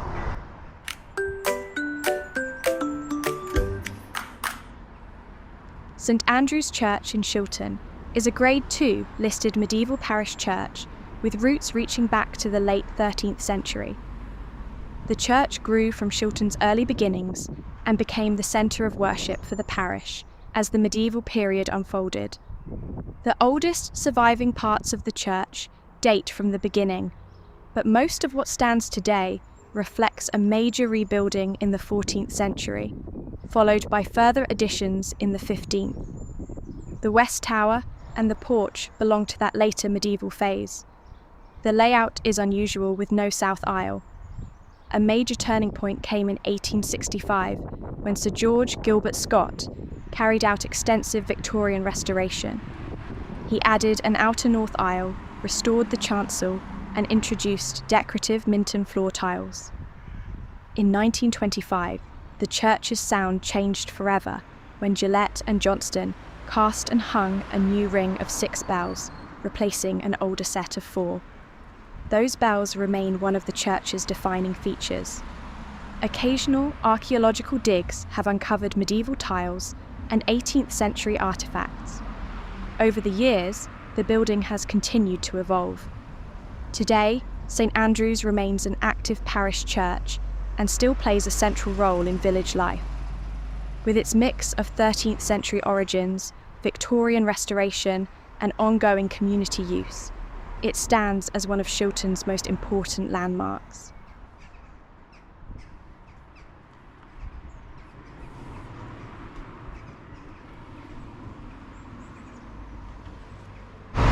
Okay, now we're going to cross the road. Very difficult to do that here. There is a set of traffic lights that does stop traffic in the middle of Shilton, as you can see, but it still gets really busy here. Now, Shilton Garage is on the left here. On the right, there's the Shilton Arms, which looks very close, doesn't it?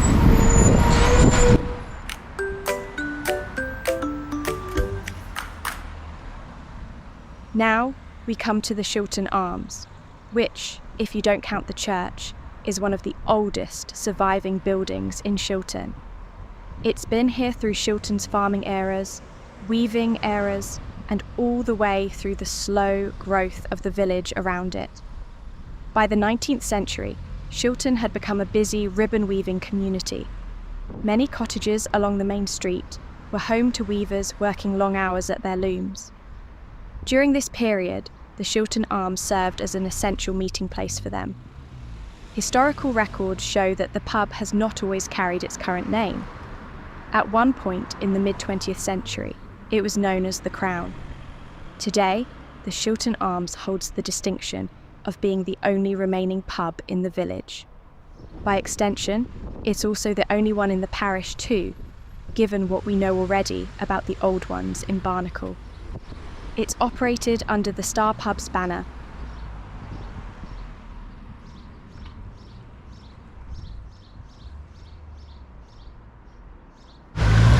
Right, so we've turned left at the traffic lights, and now we're heading up towards the northern part of Shilton, which basically is the road that leads to Barnacle.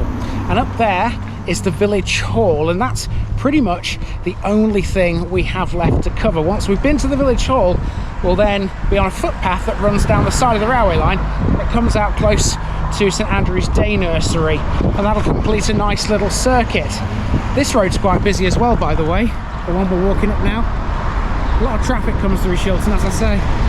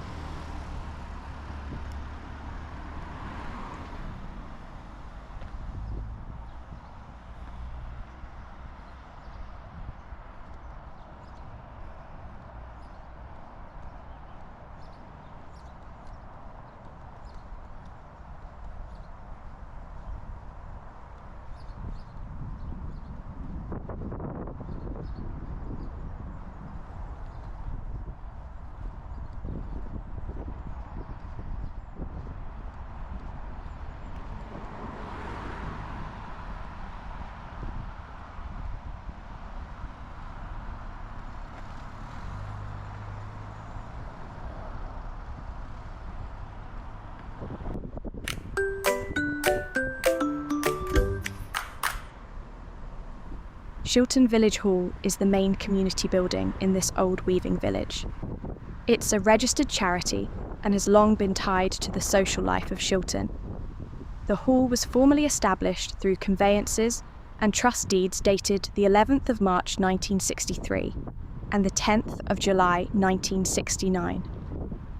A major part of the hall's story is the legacy of Sid Chivers, a well-known local statesman who lived on Hallway Drive. He made the upkeep of the hall his personal mission, raising money year after year through sponsored birthday walks. His walks became famous in the village, and he continued them well into his 90s. His dedication helped secure the hall's future and kept it in good condition. That's what you call looking out for your community. I wonder what Sid would make of it now. Shilton Village Hall operates on a model that reserves weekday daytime use for parish events and community groups, while weekends are available for private hire. It offers seating for up to 80 guests, along with a kitchen, bar, and audio system. It's suitable for parties, meetings, classes, and village events of all kinds.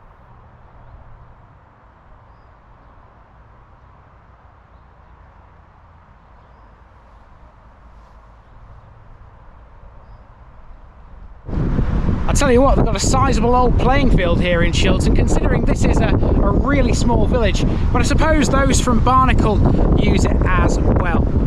Now then, let's head back to the start. We need to go past the playground, past Hallway Drive, which is the name of the street here, and onto that footpath down the side of the railway line. That's been Shilton and Barnacle, and aren't they beautiful? Shilton and Barnacle are two long-linked Warwickshire villages with deep medieval roots, two working villages shaped by farming, weaving and centuries of life. This one ranges from the Knights Hospitallers through to the royalist William Hickman to modern commuter living. I think the two village halls were the biggest surprises here.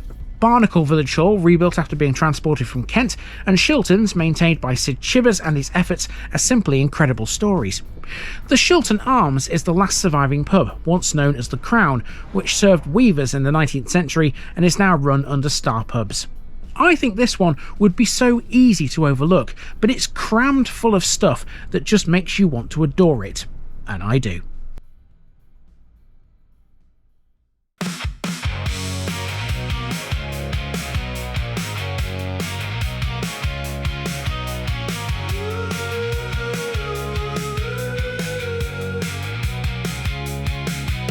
Shilton sits by the rail lines hum, Barnacle's fields sit close beside. Weavers worked in tight old rows, now the M69 passes them by. Ba-da-bum, da-ba-bum. Skelf-tone carved in an ancient book, burn hangry set on a rising ground. Names that stuck through age and change, each one tied to the ridge around. Ba-da-bum, da-ba-bum.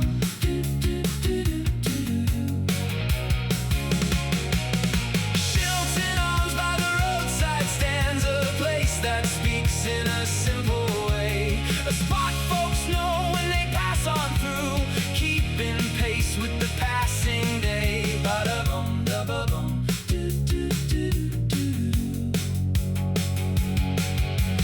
Chapels sit in both small ends, canal one's close with a working pull. St. Andrew's Tower lifts above, every trace of the place still feels full. Ba-da-bum, da-ba-bum.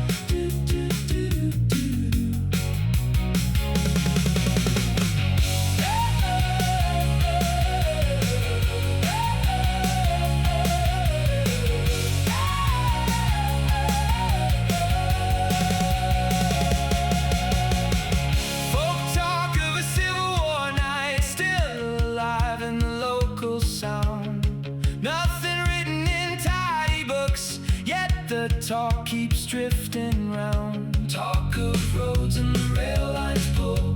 Talk of plans on the council page. Talk of change in a measured way. Talk that keeps it in the modern age.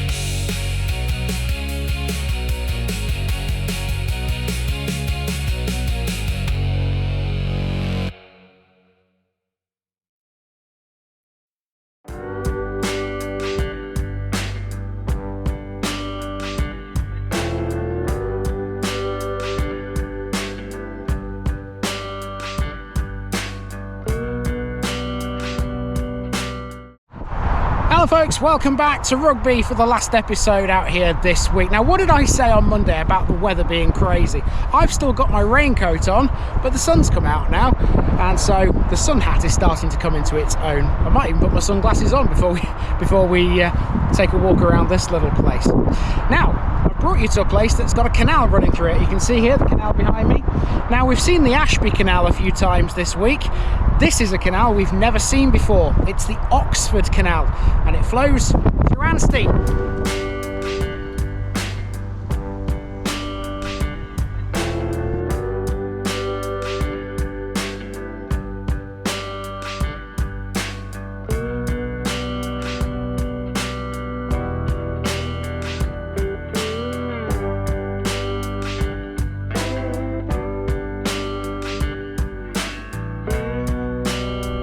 Ansty, narrow track.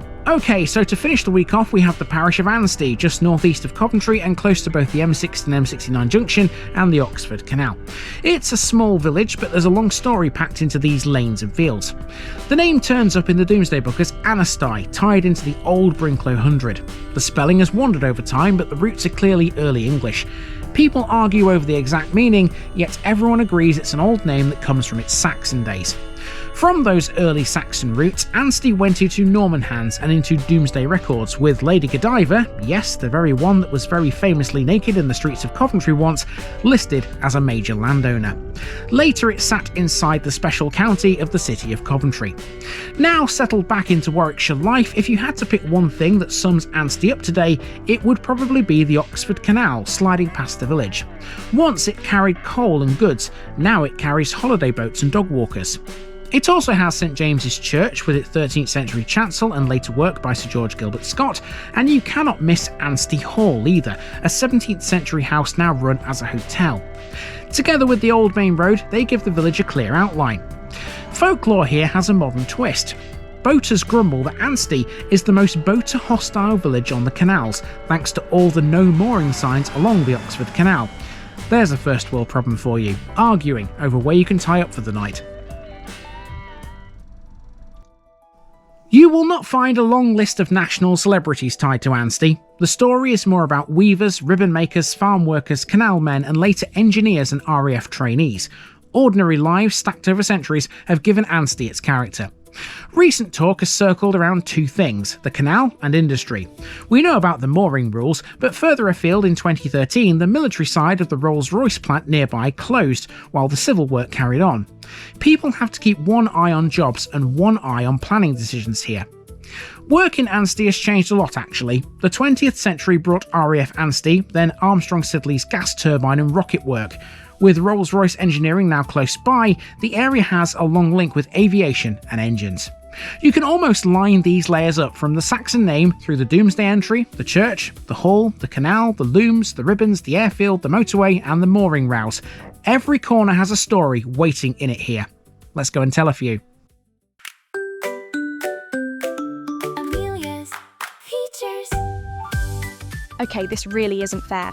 This is a tiny village, but I'm covering virtually all of it. Andy, why so many landmarks for me? I'm overworked. I've got a way of getting my own back. Just you wait and see.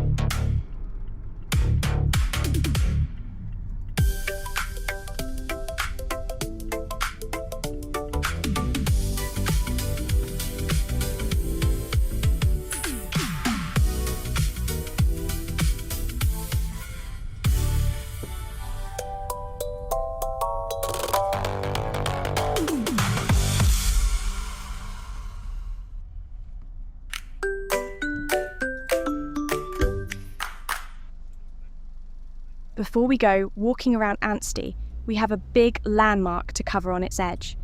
This is Ansty Golf Centre, which was founded in 1990 on a 150-acre site. It was created as a parkland course that made full use of the surrounding Warwickshire countryside. The original layout was designed by golf course architect David Morgan, and the Smith family developed and operated the centre during its early decades. From the start, the aim was to build a course that blended natural features with a friendly, accessible golfing environment. The main 18-hole course is a par 71 and stretches for more than 6,000 yards. One of its most distinctive features is something else that's not even golf-related, the Oxford Canal. A local brook also plays a major part in the design, affecting 7 holes and creating natural water hazards. A major change came in 2021 when the Smith family agreed to a 50-year lease with the golf charity Get Golfing CIO. This marked the start of a new era for the centre. Under the charity's management, the site has seen significant upgrades both on the course and around the clubhouse. So now, alongside the main course, there's a 9-hole par 3 academy course, an 18-bay driving range, and a foot golf course. Okay, so we have driven to the end of Grove Road and we're now going to take a walk around Ansty. This should be a very simple walk actually. Basically on this walk we've got a club to see, there's a war memorial, there's the canal obviously, there's the church, there's Ansty Hall Hotel and a few other bits and bobs. And yes, I have got my sunglasses on. I'm the height of fashion today.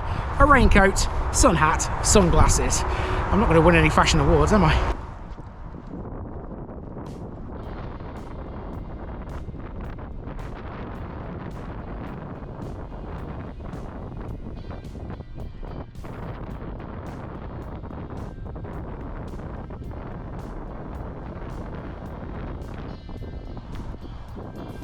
Right, we're in the village now and we begin on Grove Road. This here is the Ansty Club, officially known as the Ansty Warwickshire Club and Institute Limited. This has long been one of the main social hubs in the village, serving residents, boaters and visitors passing along the canal's towpath. It's a registered members and working men's club, and its setting beside the canal gives it a distinctive character. People walking or boating along the water often stop in for a drink, while locals treat it as a familiar meeting place. Regular events include yoga sessions, open mic nights, monthly quiz nights and bingo. These gatherings help keep the club at the heart of village life, offering something for all ages and interests. The building is rarely quiet.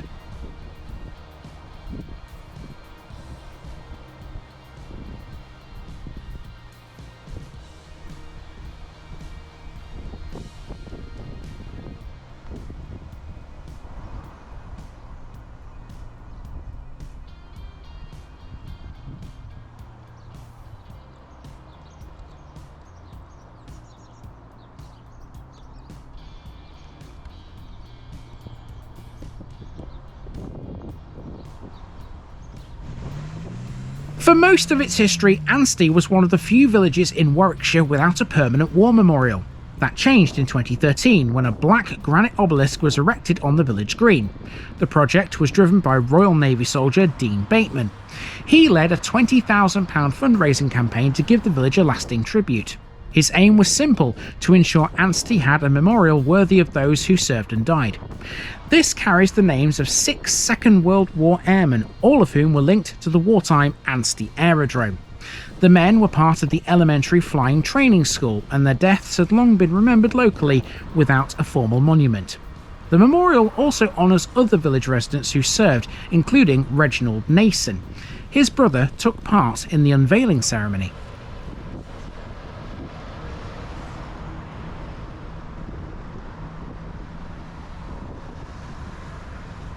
Okay, so we've got a notice board here, which isn't in the most public of places. It's on the end of the row. It's kind of tucked away and you can't really see it. But even so, I'm going to leave a card here.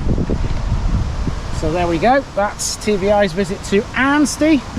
And next we're heading down the row, which is this street here. In doing so, it'll take us back to the canal's towpath, and then we need to follow it for a short way.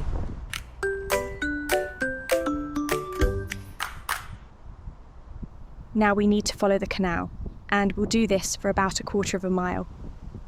What you're seeing here is part of the northern stretch of the Oxford Canal, which in turn is part of the original route engineered by James Brindley in the 1770s. To build it, he used the contour method. The canal curves gently around the landscape rather than cutting straight through it. This approach shaped the land around Ansty and connected what had been an isolated farming settlement to a major transport route. After Brindley's death in 1772, Samuel Simcock and Robert Whitworth completed the work. The canal was created mainly to move coal from the Coventry coalfields southwards toward Oxford and the River Thames. The section through Ansty became one of its most profitable parts. One of the most notable features along this stretch is the Hopsford Viaduct, where the canal crosses another local watercourse. The canal's history here also includes dramatic moments, such as a major breach in November 1963. A 30-foot embankment north of Ansty collapsed, sending 10,000 tonnes of clay and sand across nearby land. Thanks to a local farmer, British Waterways staff were alerted in time to prevent a far worse disaster. Amazingly, the canal is actually the one thing that most people in Ansty complain about. Modern boaters often comment on the long line of no mooring signs through the village, which has given Ansty a reputation for being a slightly awkward stopping point. Mind you, if you can't stay here, it's not all bad. A short cruise north brings boaters to Hawkesbury Junction, also known as Sutton Stop, where the Oxford Canal meets the Coventry Canal. That junction is one of the most important industrial heritage sites on the UK's canal network.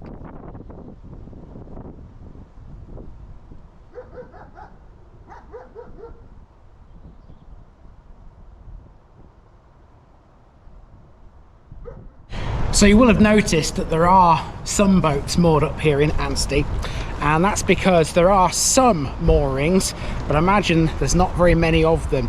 There are certainly no boats on this particular stretch here, are there? None at all. And in particular, there's the no mooring signs at near Ansty Club where we started the video. So I imagine the greatest complaint that boaters have is not being able to moor up next to the club. I imagine that's what the problem is. But yeah, there are some specific areas where you can moor your boat.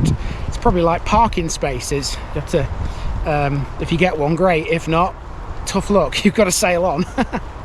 Right, okay. So we just need to follow the rest of this towpath now up to the road you can see in the distance. We're going to head onto that road and then sort of go in that direction. You can see Ansty Hall there behind those trees. We'll get a lot closer to that, and the church is up there too.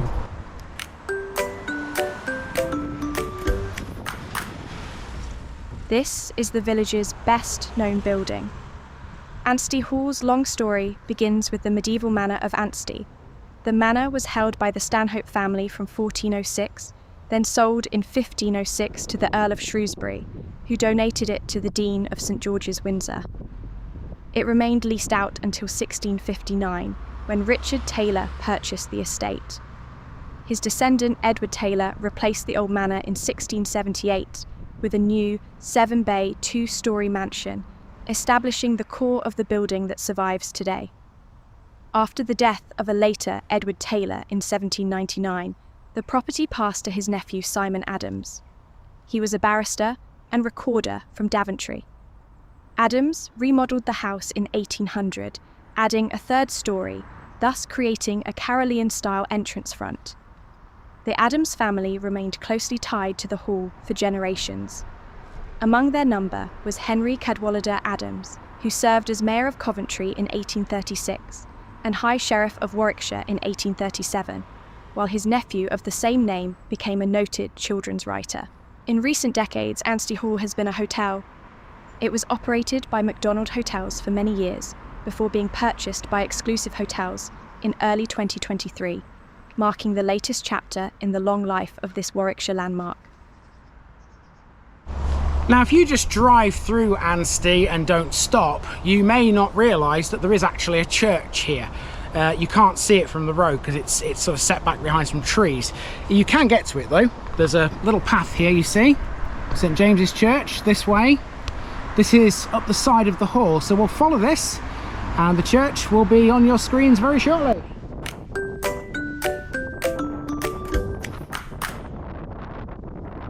Not far away from the hall is St James' Church. It began as a chapel linked to the Knights Hospitaller, who managed both the church and a nearby hospice until the 16th century dissolution. The oldest surviving part of the building is the early 13th century chancel, while the nave was rebuilt in the 14th century. For centuries, St James served as the estate church for Ansty Hall. Generations of the Taylor and Adams families worshipped here. A major transformation came in 1856, when Major General Henry Adams of Ansty Hall was killed at the Battle of Inkerman. His widow commissioned Sir George Gilbert Scott to rebuild the western tower and add the church's distinctive octagonal spire in his memory. Scott returned in 1876 for further restoration. Inside, most of the stained glass is Victorian, but the chancel contains a unique modern window celebrating the ecumenical movement and scientific progress. It includes unusual imagery such as astronauts, and even an early computer. St James also has a peal of bells that were restored in the late 20th century. They are now struck electronically to mark the hours and to sound for services. With its modern touches such as that, St James is easily one of the most distinctive churches in the area. Right, now it's time to cross a field, because from the church you can see there's a footpath and it runs over these gorgeous Warwickshire fields back down towards the road through Ansty. In the very far distance over there, I don't know whether you can see it, but I certainly can, I can see the skyline of Coventry city centre. It's not that far from here. Now the next thing to see is the Rose and Castle, which is Ansty's pub.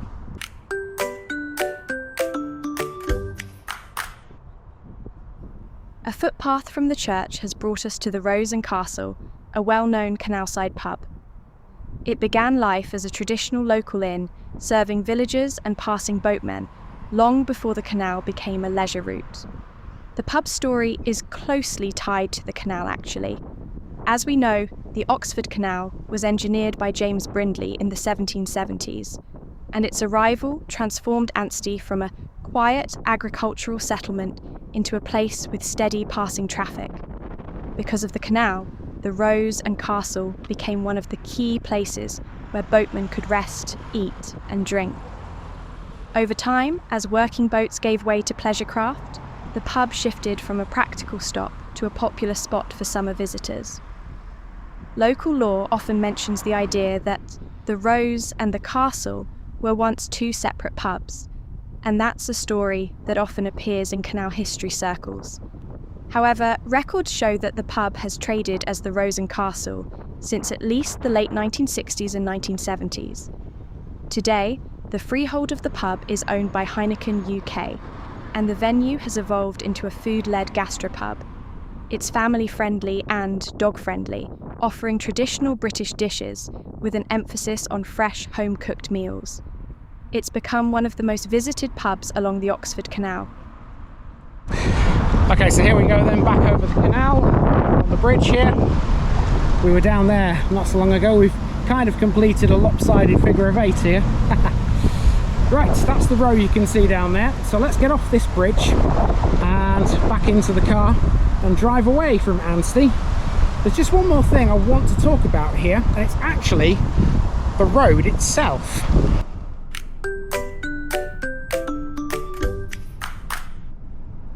One last thing to speak of here, and it comes in the form of the Ansty interchange, which is officially Junction 2 of the M6. This is one of the most important road junctions in Warwickshire. It marks the southern end of the M69 motorway, which links Coventry with Leicester. It also connects the M6 to the A46 Coventry Eastern Bypass and the A4600. It truly is a major gateway for regional travel, and has been since the late 20th century.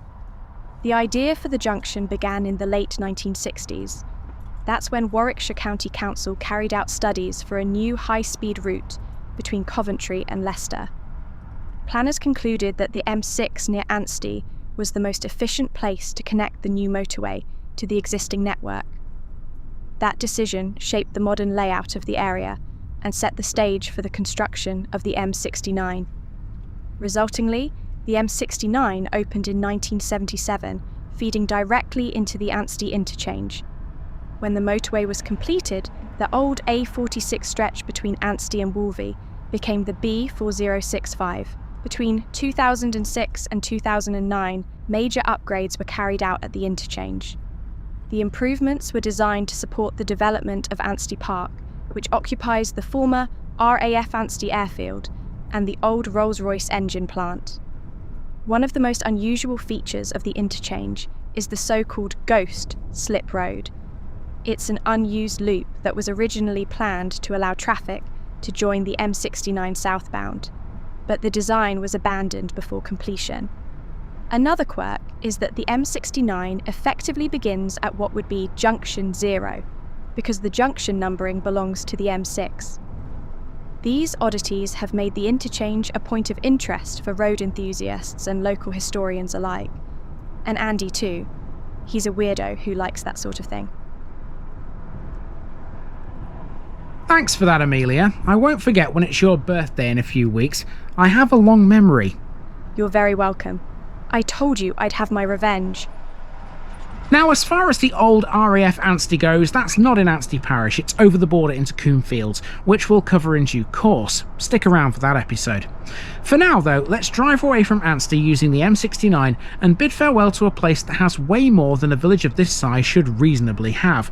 I mean, how can you possibly have a village this small with so much crammed into it? It beggars belief, this job, some days. But it's all fabulous. I love coming to Warwickshire, and luckily for me, I still have lots of it to cover. That's your lot for this run though, so I'll see you again soon. One final song to play us out, and this one's got an edge to it. See ya.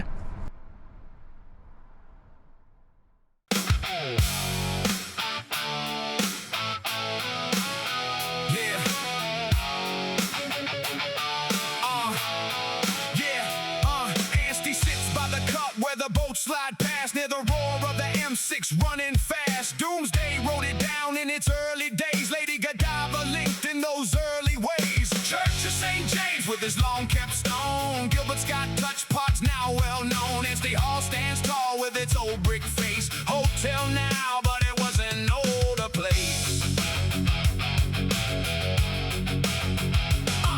Rap days left echoes on the ground. Engines once tested with a roaring sound. Armstrong sent Delhi built bold machines. Rolls Royce carried on with its modern scenes. Church of St. James with its long kept stone. Gilbert's got touch pots now well known. Ansty Hall stands tall with its old brick face. Hotel now, but it was an older place.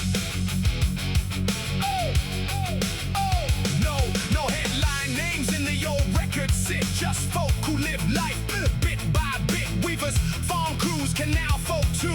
All left traces in the things we do. Where the canal keeps rolling, where the road races along. Walk by the water, feel the hum, hear the engines gently drum.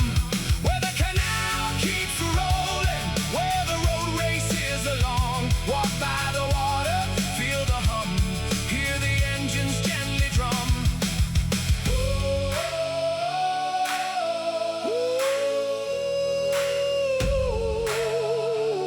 Where the canal keeps rolling, where the road races along. Walk by the water, feel the hum, hear the engines gently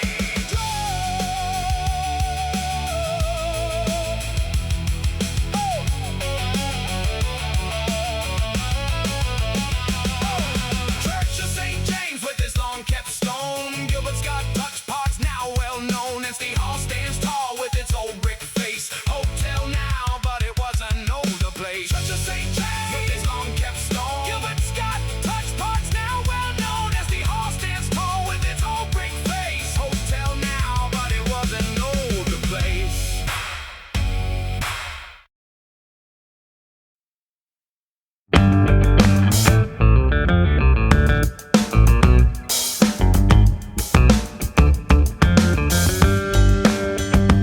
Now, just before I go, remember, this video is part of a huge project to visit every civil parish in England. That's more than 10,000. These routes are pre-planned, and due to time constraints, I can't cover every detail or walk down every street. Please don't complain if this video missed something out. I pronounce names how I choose to. I am very aware that local dialect may vary, and I don't take kindly to criticism about this. You've been warned. It's impossible to know everything too. If this video was terrible, make your own. If you're a regular watcher of The Village Idiot, you're not the only one. If you've got a small business, why not use my videos to advertise it? Leave a comment below if you're interested. And finally, thanks for watching this episode, everybody. Give us a like and a subscribe if you've enjoyed this episode, and share it with your friends and relatives. It all helps to keep this mission going. Until next time, I've been Andy, also known as The Village Idiot, and I'm out.